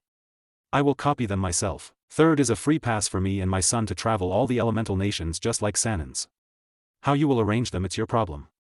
So that's all, I guess. Kushina finished, and Shikaku's body had been slumped in his chair like it lost all its strength. So much for being a friend, he mumbled in a weak tone. Kushina just gave him a smile. You are free to call me anytime you are in trouble, and if I am free or near the village I will come to your aid, Kushina said, and a smile crossed Shikaku's lips. Thanks. But this offer is exclusively for you, not for your shinobis or village, and if you want to call me then I think you will need Anko near you, Kushina said.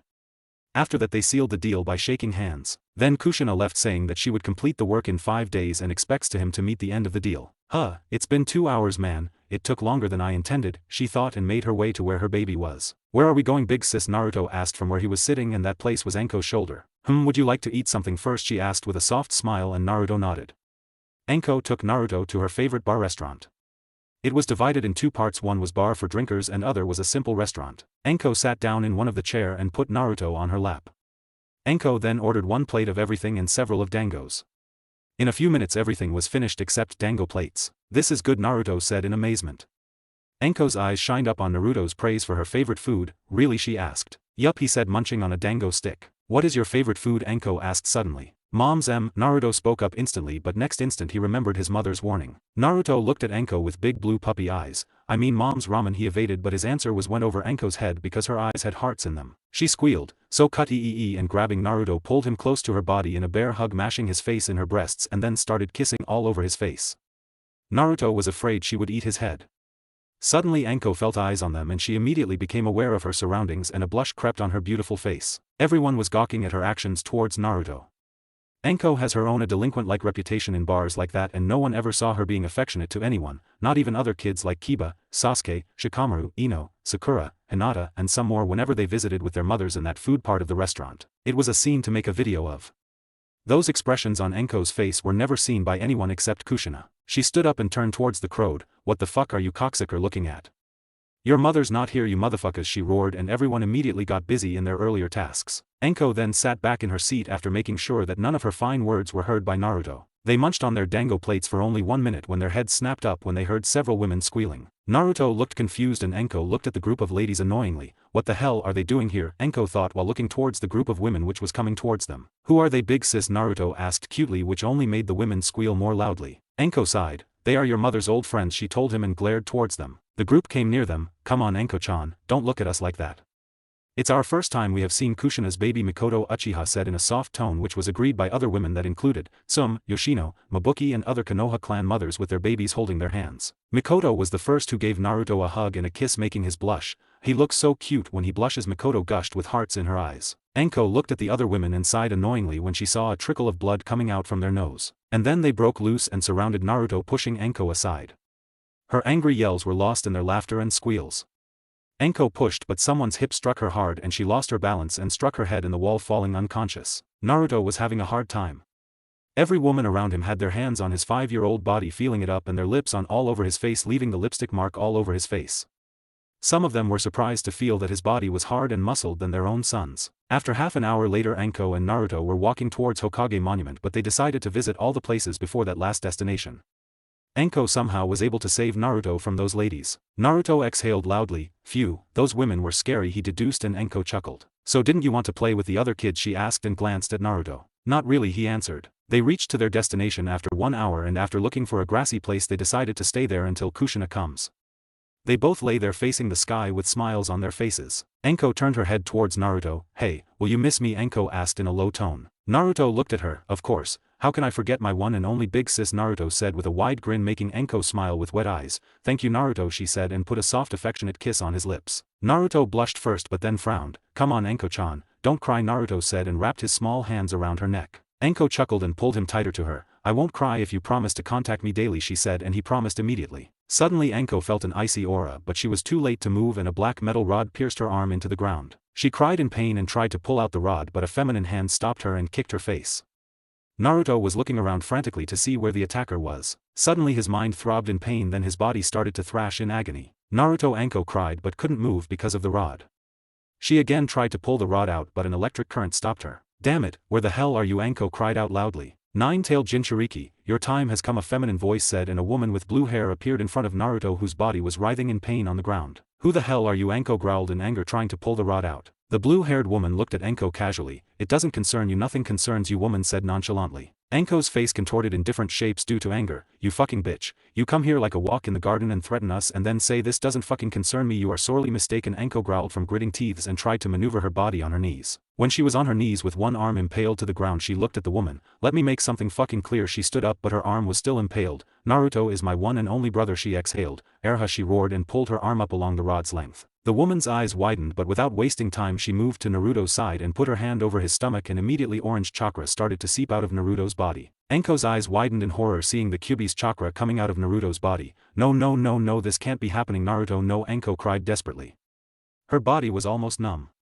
It seemed that rod absorbed a fair amount of her chakra. Anko gathered her strength and lunged at the woman. You fucking whore, I will kill you. Anko pulled a punch on the woman but she cried out in pain when another rod pierced her calf. Anko slowly turned her head and was surprised to see the same woman was standing there. Anko fell down on the ground. Konan is my name, the woman said, and hundreds of paper appeared above Anko and formed a shape of spear, ready to impale Anko. Konan lifted her hand, goodbye, whoever you are, and brought her hand down with the spear. Shit, Anko said inwardly with wide eyes. Just as the spear was some inches away from her stomach it shattered in tiny pieces. Konan's eyes widened and then her vision was obscured by red and a punch to the jaw sent Konan spiraling on the ground. Don't you dare to touch my son, Kushina growled like an animal and a red-hot aura started to cover her body. Her eyes went blank. Anko understood what was about to happen but, Kushina-san, you need to save Naruto first, she yelled, and Kushina's eyes turned to Naruto and the aura disappeared and her eyes became normal. She rushed to Naruto and observed. The orange chakra had completely shrouded Naruto. The cries of agony and extreme pain from Naruto almost made her cry. Kushina immediately made some hand signs and put her hand on Naruto's stomach and gradually the orange chakra receded back into his body. Kushina stood up and walked to the downed Konan but just as she reached closer Konan's body exploded in papers. Kushina came rushing back to Naruto and lifted him in her arms. Naruto baby, hey, it's mommy, open your eyes, Naruto, Kushina said desperately. She checked his pulse but it was normal. Then her attention went to Anko. Anko, are you alright? Kushina asked in worry. Anko nodded. Why yeah, but Kushina could tell she was in great pain. Kushina again looked at Naruto. Naruto, honey, mama's here baby, please open your eyes, she choked on her words. Then an Umbu team arrived at the scene with Hokage. What happened here? We detected Kyuubi's chakra, Shikaku said in an urgent tone. Everything is alright. Someone attacked these two. Good God, I reached at time, Kushina said composing herself and looked at Anko. A medic team arrived at the scene and Kushina asked them to take care of Anko and she would take care of Naruto herself. Kushina, are you sure? Shikaku asked and Kushina nodded. Anko, you go with them. I will see you later, Kushina said and lifted Naruto turned to Shikaku. I will start the work from tomorrow morning. It's need to be done as soon as possible, Kushina said and he nodded. Kushina then teleported in the room she had rented in the inn and laid Naruto on the bed. She removed all his cloths and cleaned his body with a wet cloth and then covered him under the blankets and sat down beside him, waiting for him to wake up with wet eyes. Then she decided that it was time to talk to Kyuubi and after what happened today it was a necessity. Kushina nodded to herself and put a hand on his forehead and closed her eyes. Some seconds later she found herself in a sewer. Kushina looked around and moved ahead. After walking through several minutes she reached her destination. There in the cage was the Kyuubi, only his two dark red shining orbs could be seen. Kushina walked closer and saw Naruto's body shrouded in red chakra just like earlier. Leave him alone, Kyuubi, otherwise I will have to make you, Kushina stated in a cold and buzzing tone. The chakra around Naruto dissipated and Naruto lay there unconscious. So finally you are here, Kyuubi said in his loud demonic voice. Yeah, there are some things I want to know and my guess is only you can answer them, Kushina stated and walked towards her son. Really, and here I thought you never wanted to see me again, Kyuubi snorted followed by a mirthless chuckle. Yes, I never wanted to see your face but circumstances made it a need to talk to you, Kushina said and sat down near her son and started to stroke his hairs. Silence ensued after that for a minute then Kyuubi spoke. Your son is quite fond of your titties, Kyuubi said with a smirk making Kushina's eyebrow twitch. He is fond of my milk, Kushina hissed through gritted teeth. Not much different, Kyuubi snickered. Another twitch mark appeared on her forehead. Why you asshole, Kushina growled. Well, why you came here, Kyuubi asked in a serious tone. First of all, why Naruto is not getting up? It's been some hours already, Kushina asked in a worried tone. Aw man, in a couple of hours he will wake up. His body has taken quite a strain, Kyuubi stated and Kushina nodded with a sigh of relief. Alright then, start from telling about me, Kushina said, and Kyubi raised his eyebrows. What do you mean? Are you talking about Naruto's fondness of your milk, he asked, making Kushina's eyes twitch again. Don't make me force you, Kyubi. I am not in the joking mood, Kushina said in a threatening tone. Kyubi sighed and turned serious. Okay then, listen very carefully, Kyubi started, and Kushina nodded. That day when you were about to die, you didn't have any ounce of human chakra in your body. Any other person would have died but not you. According to my guess, all of the things that happened to you that day were caused by your will to not die. Our mind is connected to every cell and nerve of our body, which in turn governs the chakra and its flow in network. When these cells didn't find any chakra to feed to your body, it started to search other options because your mind was commanding them to feed the chakra and your body didn't have it. So they came in contact with the residuals of my chakra, which was in a waiting mode to react with something, and when your governing cells found my chakra, it worked like a catalyst to my chakra, and then my chakra was fed to your body. In simple words, your chakra network was empty, so before your natural chakra could start replenish, my chakra spread in your chakra network, Kyubi explained to her, and Kushina listened him carefully. But one thing she didn't understand: why didn't your chakra kill me, she asked. You are a stubborn woman and your chakra is stronger since you are a pure-blooded Uzumaki. It's the simple answer, and if I explain it. When my chakra was fully manifested in your chakra network, it started to destroy your body, but then your own chakra started to replenish and it stopped my chakra from destroying your chakra networks, Kyubi explained in details. Okay, then how I turned in that and whatever it was, Kushina asked. She still didn't know what it was. When your chakra stopped my chakra from destroying your chakra network, hence your body, there was a conflict between these two.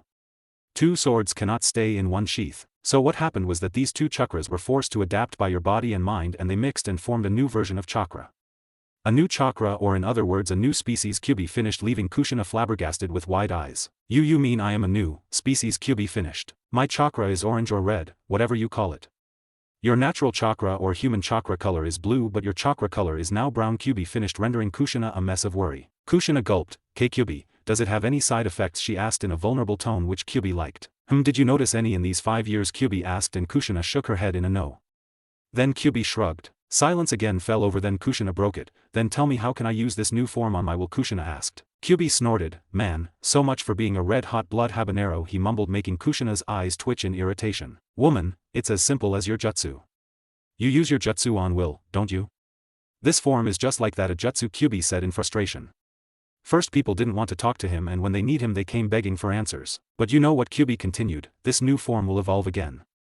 When? How many times? I don't know, he said, and fell silent.